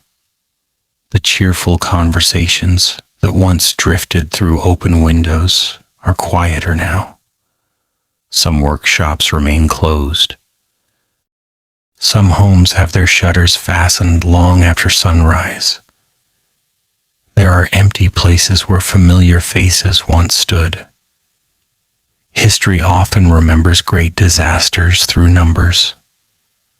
Modern historians estimate that the Black Death claimed the lives of tens of millions of people across Europe, North Africa, and Asia, with Europe likely losing somewhere between 1/3 and 1/2 of its population during the pandemic's first great wave. The exact number can never be known, but the scale of the loss was extraordinary. Those numbers help us understand the size of the tragedy. They cannot tell us what a single quiet morning felt like. Imagine entering a small village where everyone knows one another. For generations, families have shared harvests, celebrated weddings, and mourned losses together.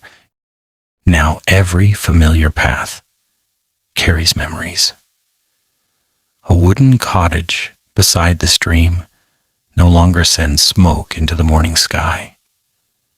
The old shepherd's dog waits patiently outside a doorway that never opens. A garden, once carefully tended every day, slowly becomes covered with weeds. The silence is gentle, but it carries great weight.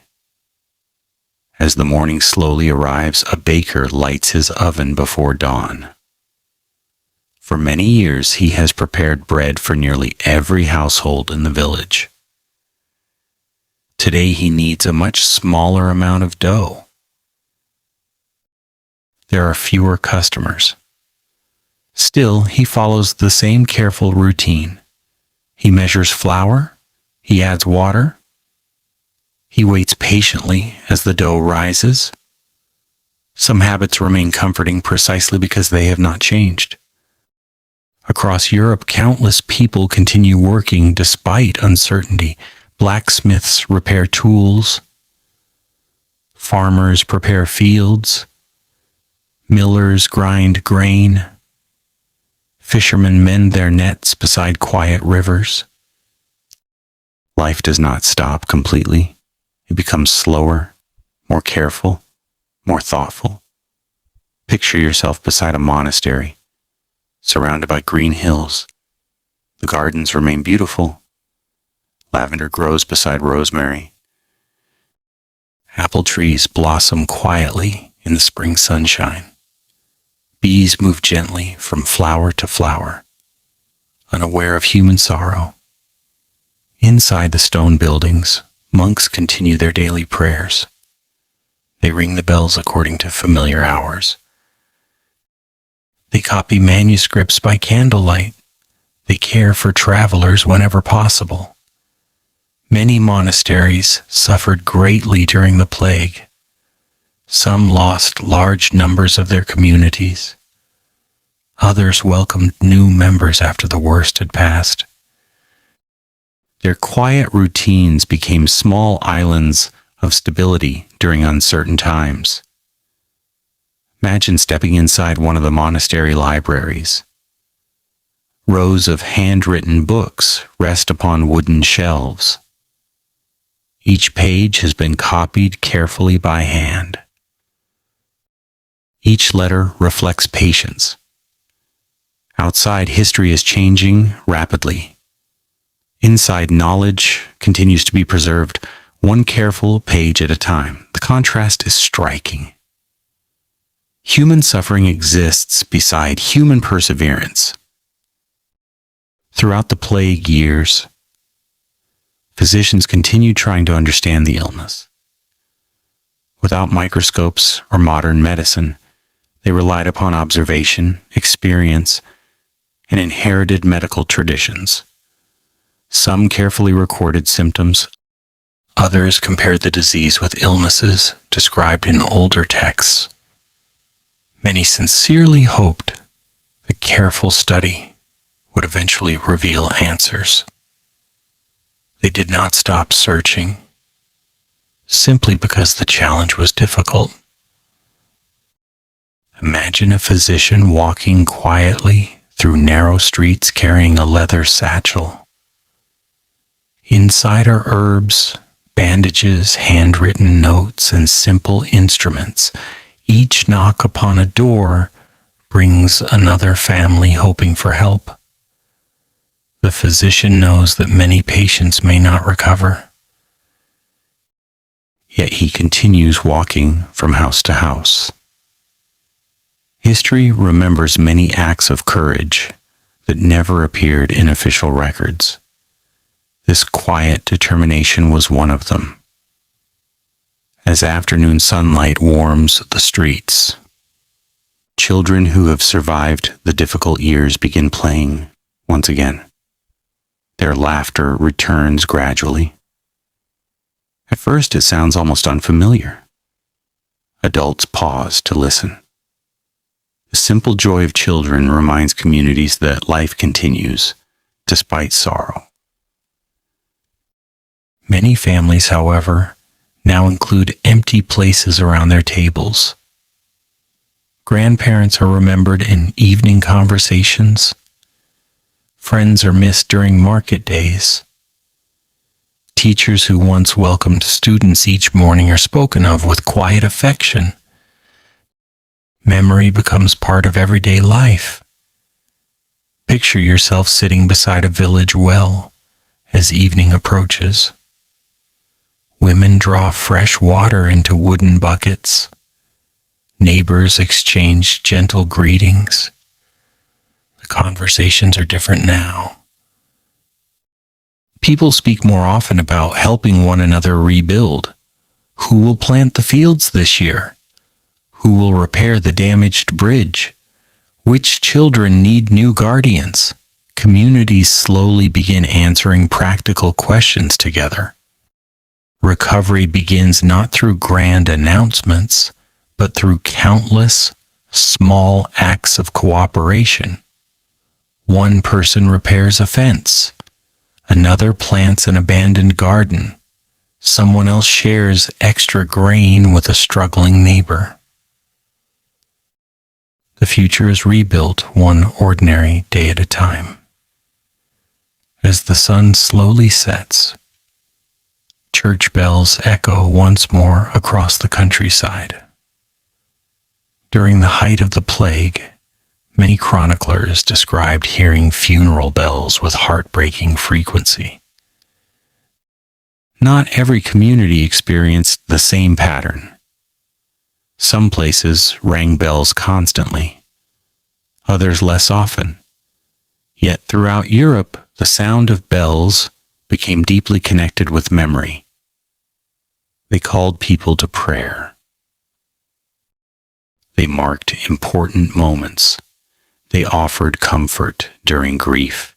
Even today, old church towers still stand in many of the same villages that endured those difficult years. Their bells continue ringing long after the events themselves have passed into history. Imagine standing beneath one of those towers. The evening breeze gently moves through nearby trees.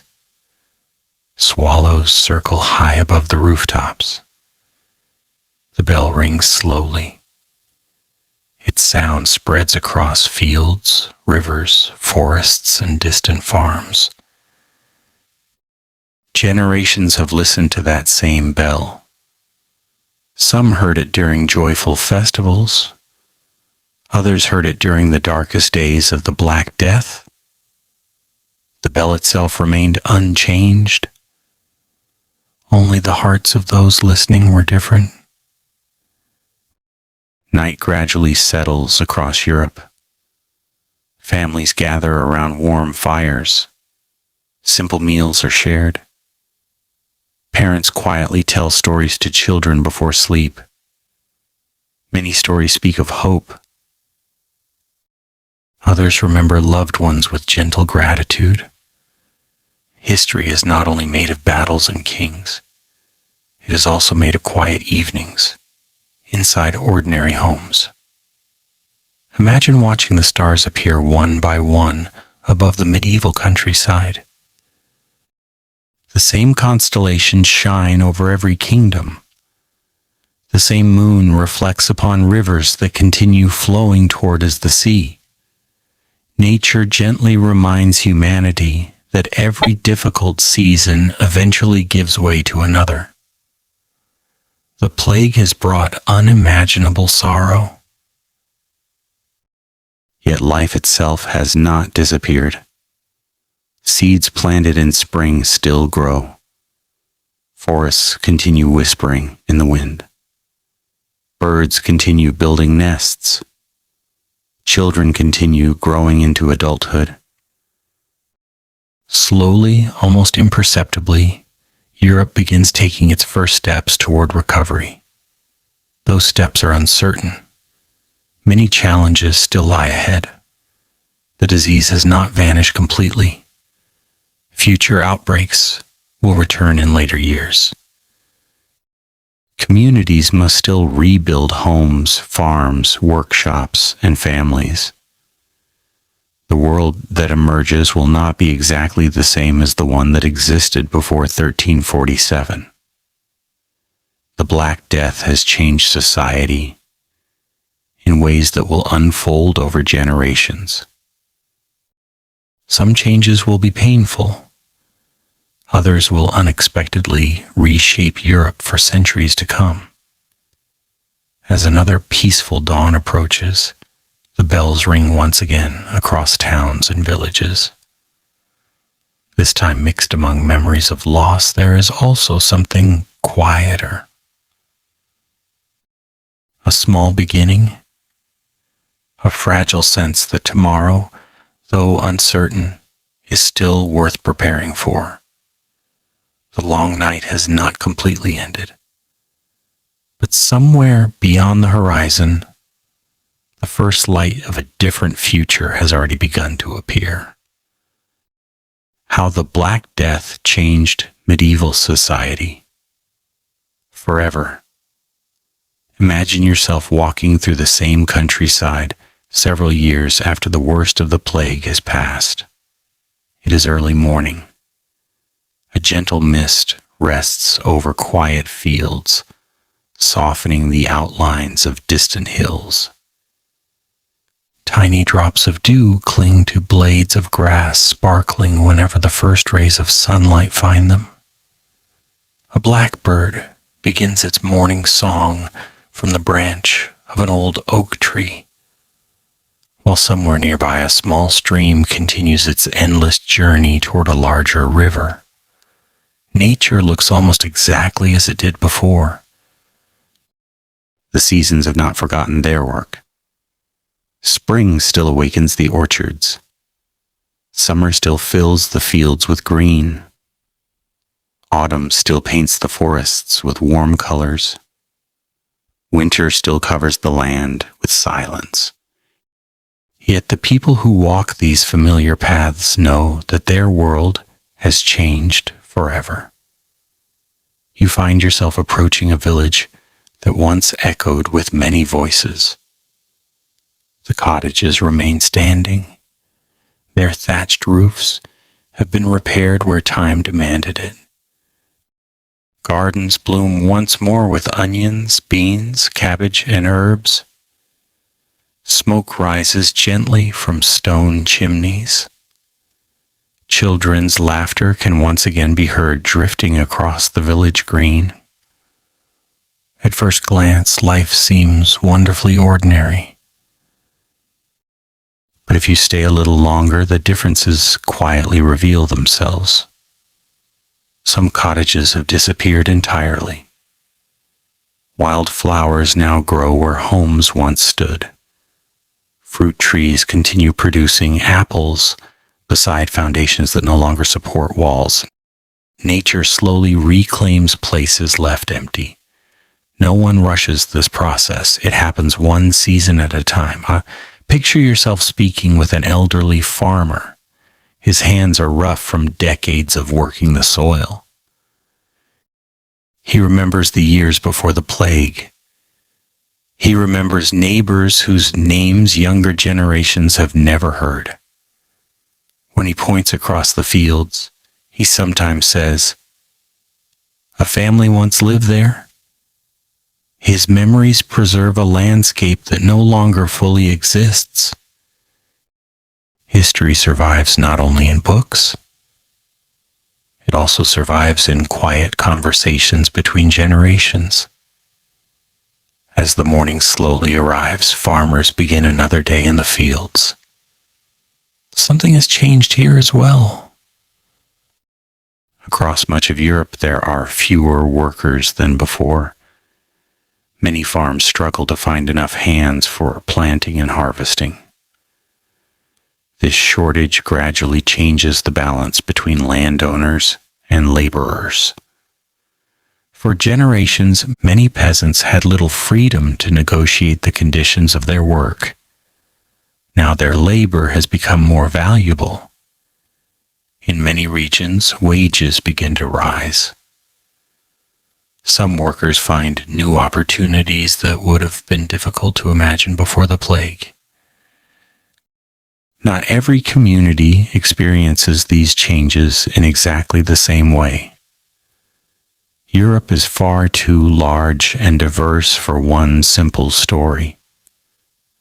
Some rulers attempt to keep wages low through new laws. Others struggle to enforce older systems that no longer fit changing realities. Across the continent, societies slowly adjust to a world transformed by enormous loss. These changes happen gradually. Years become decades. No single morning announces that medieval society has become different. The transformation unfolds quietly. Imagine walking toward a nearby manor house. The stone building still overlooks the surrounding farmland. Its walls remain strong. Its gardens remain carefully tended. Yet even here, familiar routines have shifted.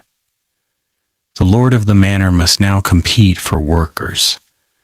Some tenants gain greater freedom, others negotiate better conditions. Power itself begins changing in subtle ways. The plague did not end feudalism overnight. History rarely moves so simply, but it accelerated changes already beginning beneath the surface of medieval society. Picture yourself entering a bustling market town. Several years have passed since the darkest days. The marketplace has found its rhythm again. Fresh bread fills the air with its comforting aroma. Blacksmiths shape glowing iron beneath showers of gentle sparks. Tailors measure cloth with practiced hands. Children carry baskets beside their parents. Life has returned. Yet people now value ordinary days differently. A successful harvest is celebrated with deeper gratitude. Family gatherings feel more precious. Simple conversations become quiet reminders that life itself is never guaranteed. Many survivors carry invisible memories wherever they go. These memories shape how they see the world.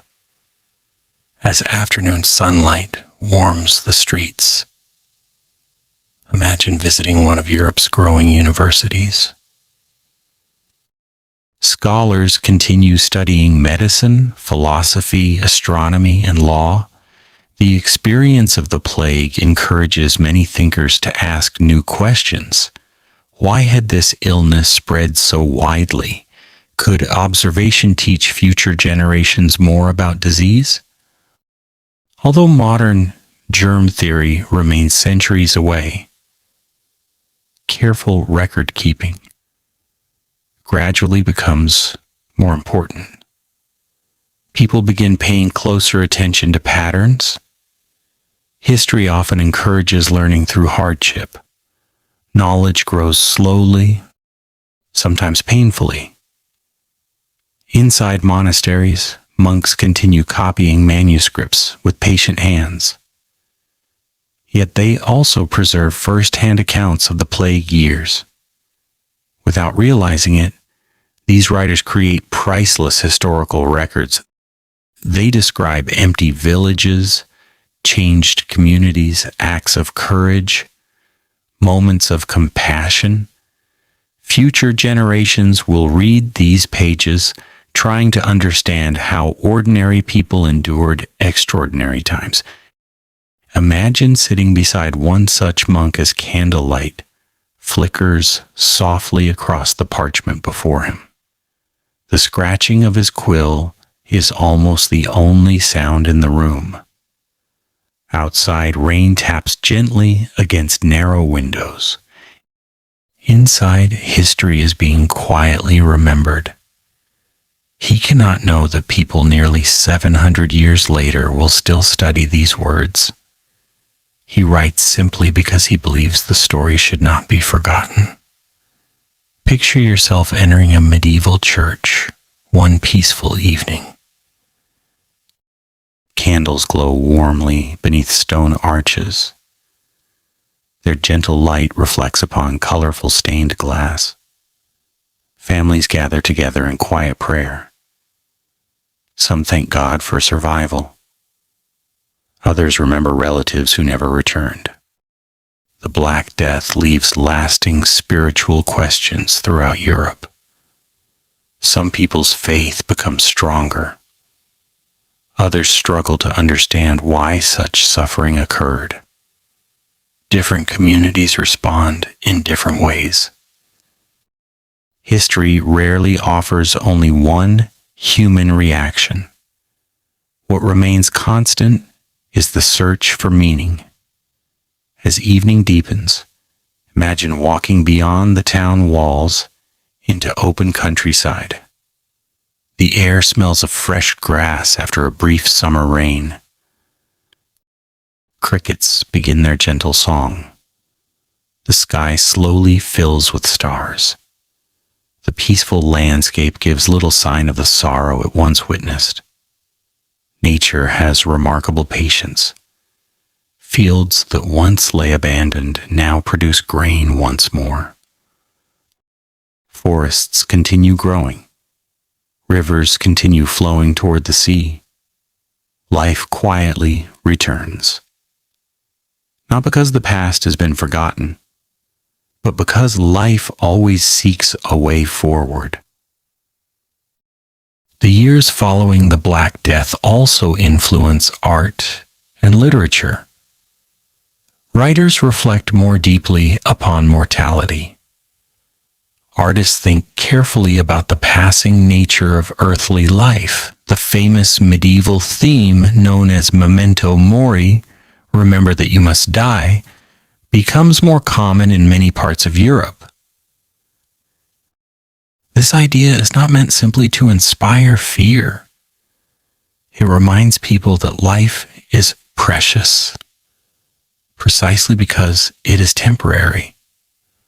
Such reflections become woven into paintings, sculptures, poems, and prayers for generations to come. Imagine an artist standing quietly before a freshly prepared wooden panel. He mixes pigments with careful attention. His brush moves slowly across the surface. The picture he creates reflects not only technical skill, but also a world forever shaped by memory.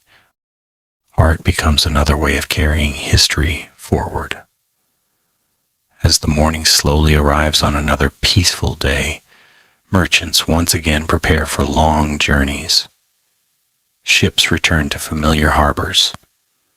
Caravans cross distant mountain passes.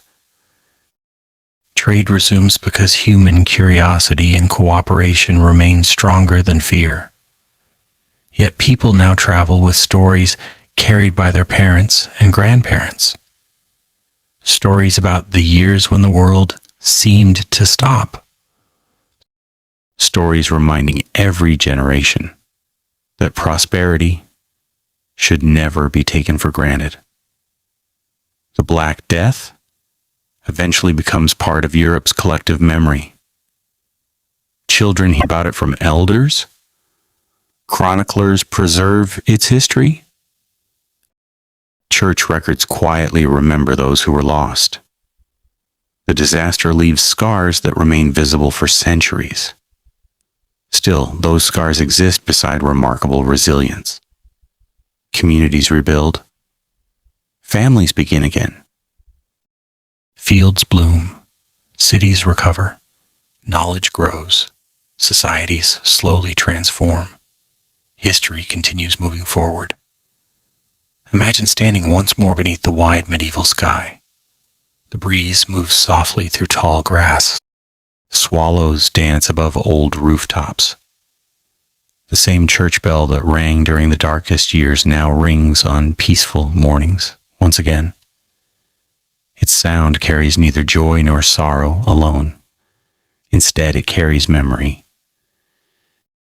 It reminds every listener that history is never only a story of loss. It is also a story of endurance, of ordinary people who continued planting seeds after difficult winters, who rebuilt homes stone by stone, who raised children despite uncertainty, who believed another spring would eventually arrive. And because of their quiet perseverance, Europe slowly entered a new chapter, one forever shaped by the greatest disaster of the medieval world, yet never completely defined by it. What the Black Death still teaches us today. Imagine yourself standing on a quiet hill just before sunrise. The world is wrapped in a gentle stillness. A cool breeze moves softly through the long grass, carrying the fresh scent of wild flowers and damp earth after a night of light rain. In the valley below, a small medieval village slowly begins to awaken. Thin streams of smoke rise from stone chimneys, blending into the pale morning sky.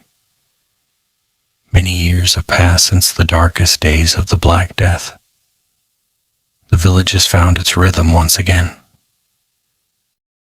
Children who were born after the plague now run through the same fields where their parents once walked with heavy hearts. They know the stories, but they did not witness them. To them, the old tales almost sound like distant legends. Yet for the older generation, Every familiar path still carries quiet memories. Picture yourself sitting beside an elderly woman outside her cottage. Her hands are busy weaving wool into cloth, a skill she has practiced since childhood. She pauses for a moment as she watches her grandchildren laughing nearby. a gentle smile appears on her face. There is gratitude in that smile. Not because life has become perfect, but because life continues. The years have taught her that ordinary mornings are among life's greatest treasures. The smell of fresh bread, the sound of birds greeting the dawn, the sight of children growing strong. Simple moments now feel extraordinary. History often teaches its deepest lessons in this quiet way. The Black Death changed Europe in ways that stretched far beyond the years of the pandemic itself. Communities slowly rebuilt their populations. Fields that had once stood empty were cultivated again. New villages appeared, while others quietly disappeared from the landscape forever. Cities gradually filled with life once more. The recovery took generations. It was not the work of a single king or a single law. It was the work of millions of ordinary people, choosing day after day to continue living. Imagine walking through one of Europe's growing towns several decades after the first outbreak. The streets are busy again. Merchants greet familiar customers. The blacksmith's hammer rings steadily across the square. Tailors measure cloth beneath open windows. A young apprentice carefully learns his trade from an older craftsman. The world has moved forward. Yet traces of the past remain everywhere. Some buildings were rebuilt after years of neglect. Some churches have new memorial stones remembering families lost during the plague. Old stories are still told during long winter evenings beside warm fires. Children listen quietly while grandparents describe a world they themselves never saw. Memory becomes part of the community's foundation. As the morning slowly arrives, imagine entering a monastery where monks continue preserving knowledge. The library has grown larger. New manuscripts fill its shelves. Some describe kings and battles.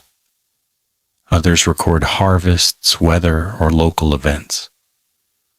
Among them are careful accounts of the plague years. The writers did not know they were creating priceless historical records.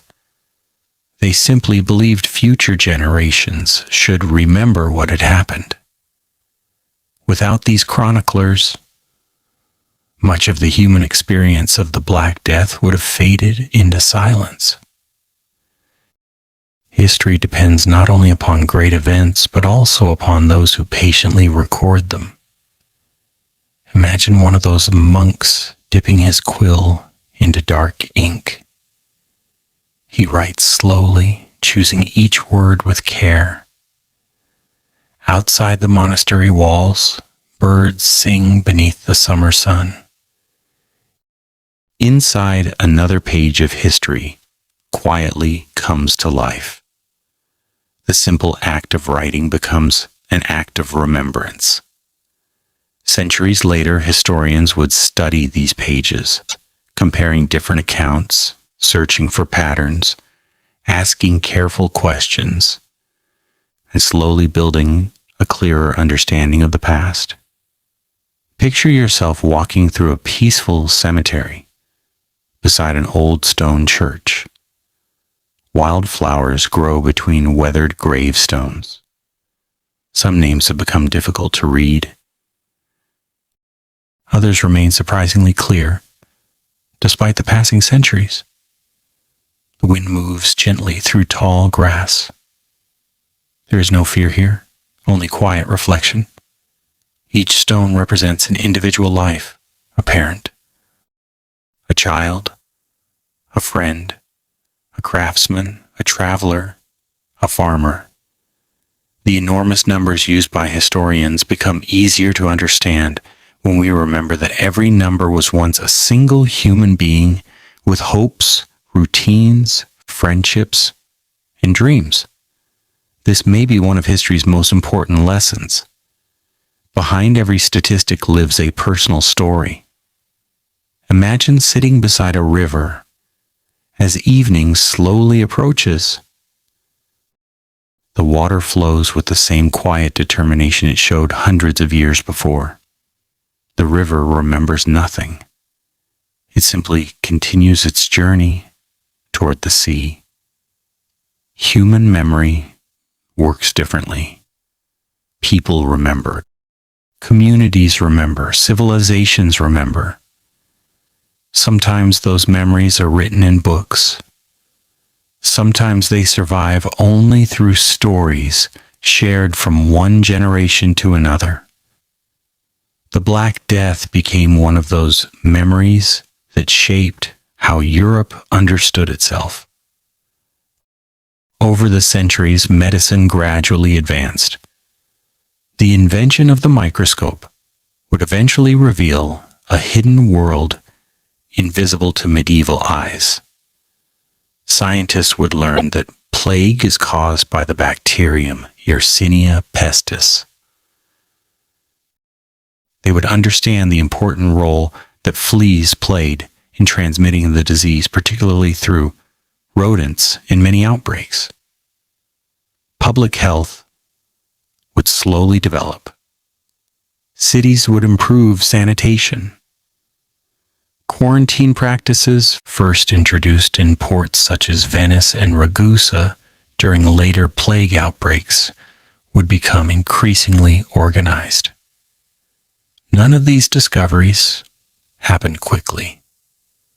They emerged over centuries of careful observation, experimentation, and learning.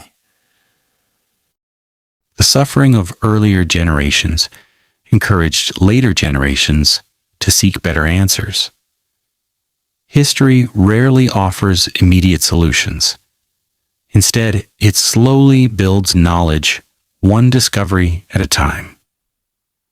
Imagine a physician living several centuries after the Black Death. He opens an old manuscript written during the plague years. The pages are worn. The handwriting is unfamiliar. Yet the questions sound remarkably similar. How does illness spread? How can communities remain safe? How should people care for one another during times of uncertainty? Across hundreds of years, humanity continues asking these same questions. The answers gradually improve. The compassion behind them remains timeless. As twilight settles over the countryside, families gather once again around warm hearths. Simple meals are shared, stories are told. Children become sleepy as a fire burns low. Outside stars slowly appear above quiet fields. The same stars watched medieval Europe endure one of its greatest disasters. They watched cities recover. They watched new generations grow. They watched history continue. Nature reminds us that every ending also carries the beginning of another chapter. Imagine standing beneath that wide sky one final time before night fully arrives. The cool breeze brushes gently across your face. An owl calls softly from the edge of the forest. Somewhere in the distance, a church bell marks the passing hour. Its sound drifts across fields that have known both abundance and hardship. The bell does not tell only one story. It speaks of endurance. It speaks of memory. It speaks of hope, quietly returning after sorrow. The Black Death remains the worst disaster of medieval Europe, not only because of the immense loss of life, but because it transformed nearly every part of society. It changed families. It reshaped economies. It influenced religion, medicine, art, labor, and government. Its effects echoed across generations. Yet alongside every loss stood acts of remarkable courage. Neighbors cared for one another. Physicians continued treating the sick. Monks preserved knowledge. Farmers planted new harvests. Parents raised children. Communities rebuilt. Life, though deeply wounded, continued. As the morning slowly arrives on another peaceful day centuries later, the fields are once again green. The rivers still flow. The old churches still stand in many towns across Europe. Travelers walk roads that were once filled with uncertainty. Markets bustle with life. The world has changed beyond anything a medieval villager could have imagined. But the quiet lessons remain. Value ordinary days. Care for one another during difficult times. Seek knowledge with patience. Remember those who came before, and understand that even after history's darkest nights, the first light of morning always finds a way to return, remembering the greatest disaster of the medieval world. Imagine yourself standing upon a quiet hillside as the final morning of our journey gently begins. The eastern sky slowly brightens, changing from deep shades of blue into soft gold. A cool breeze carries the scent of fresh grass, wild flowers, and earth still damp from the night's gentle dew. Somewhere below, a narrow river winds peacefully through the valley, reflecting the first light of day like a ribbon of polished silver. The world is wonderfully quiet. Only the songs of early birds break the silence. It is difficult to believe that these same peaceful landscapes once witnessed one of the greatest human tragedies in medieval history. Yet that is one of history's quiet truths. Nature remembers differently than people do. The forests continue growing. The rivers continue flowing. The mountains remain patient.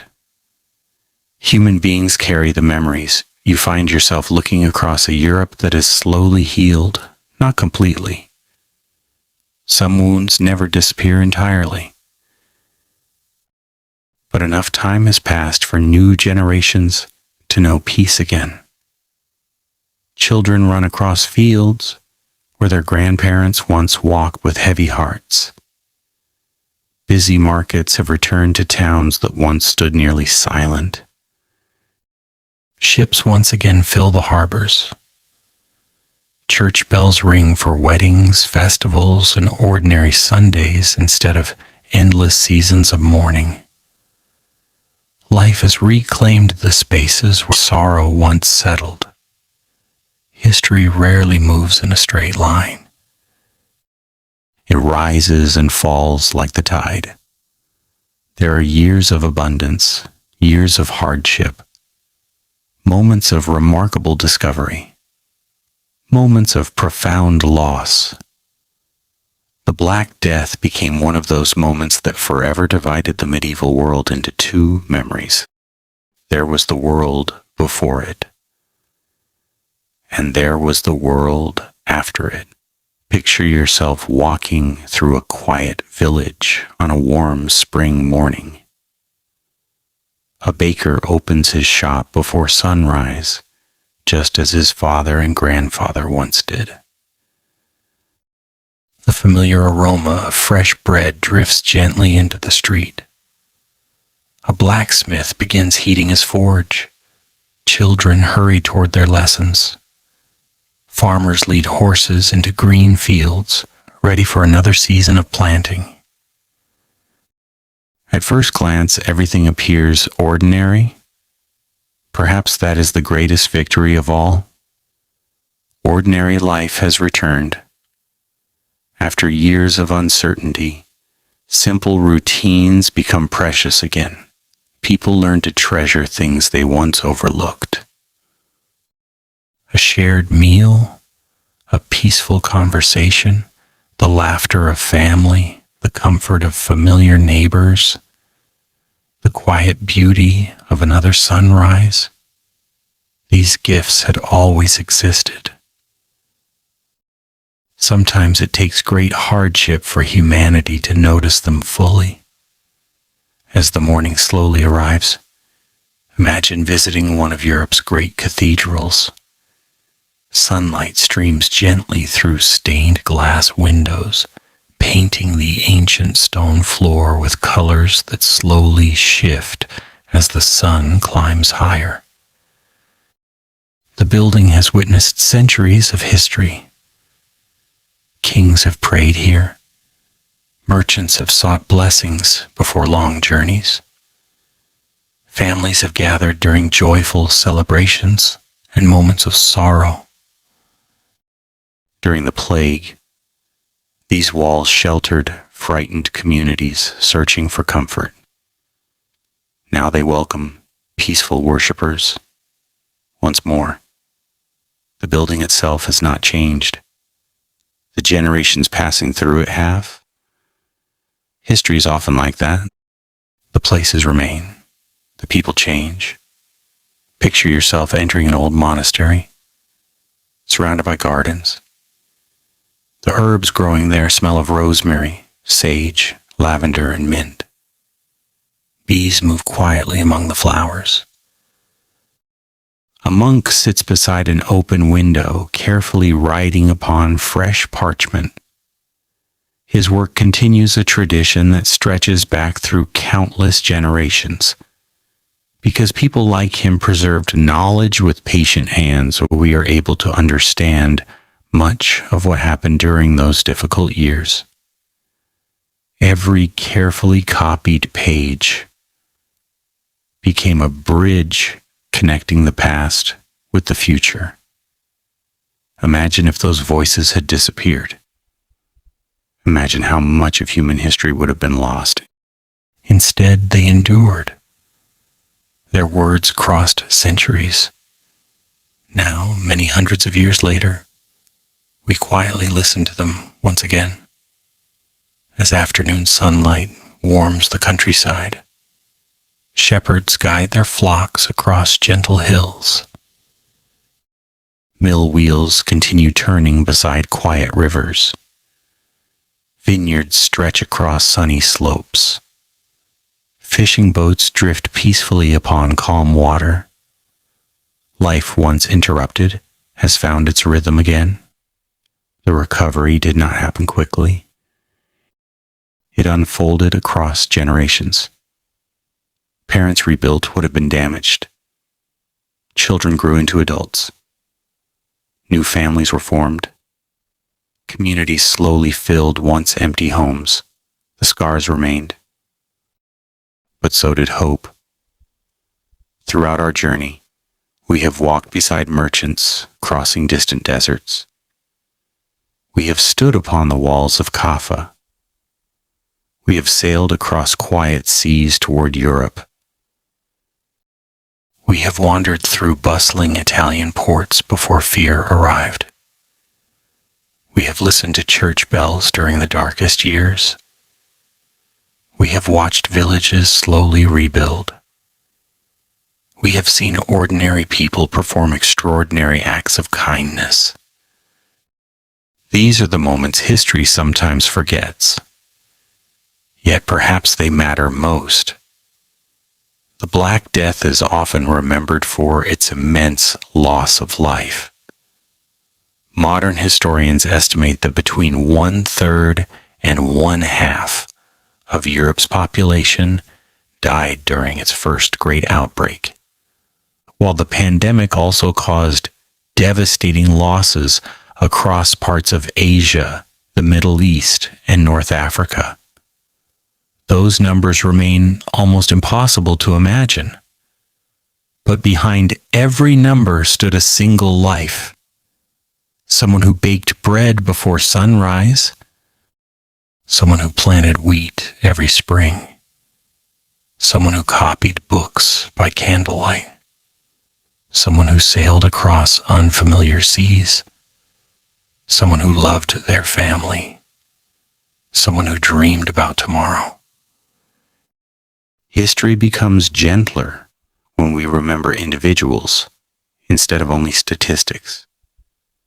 Imagine sitting beneath an old oak tree as evening slowly approaches. Its branches have witnessed generations come and go. Children once climbed its sturdy limbs. Travelers rested beneath its shade. Old friends shared stories here after long days of work. During the plague years, perhaps someone sat beneath this same tree, searching for peace amid uncertainty. Today, the breeze moves softly through its leaves. Time continues flowing. The tree asks for nothing. It simply remains.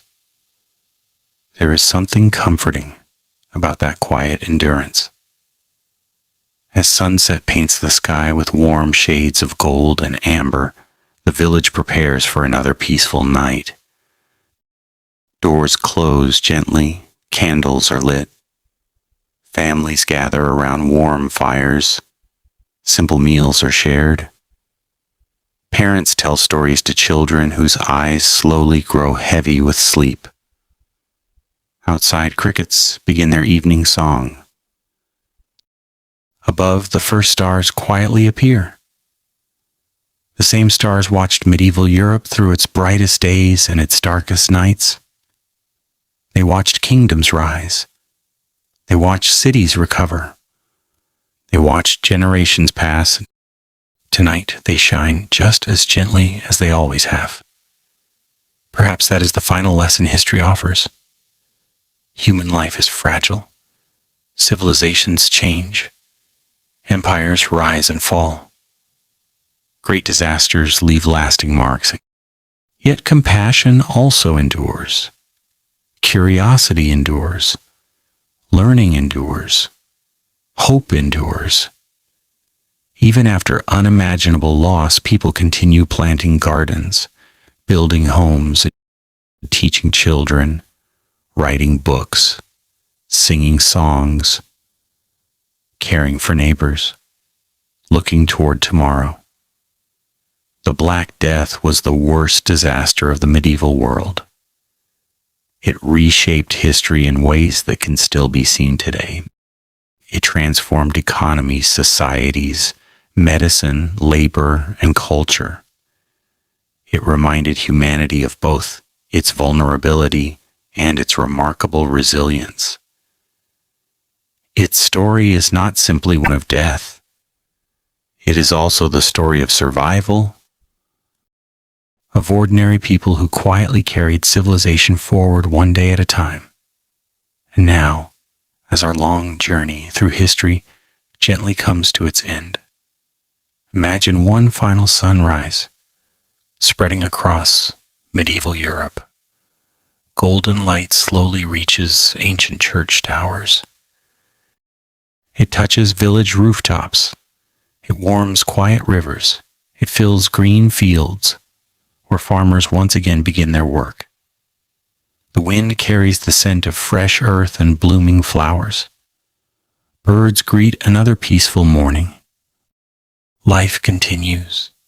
The past cannot be changed, but it can be remembered with kindness, honesty, and understanding. Thank you for walking these ancient roads. Thank you for listening to the quiet voices carried across 7 centuries. May their stories remind us to value ordinary days, to care for one another in difficult times, and to remember that even after history's longest night, dawn always arrives with gentle light. And with that peaceful morning stretching quietly across the medieval world, our journey finally comes to its restful end.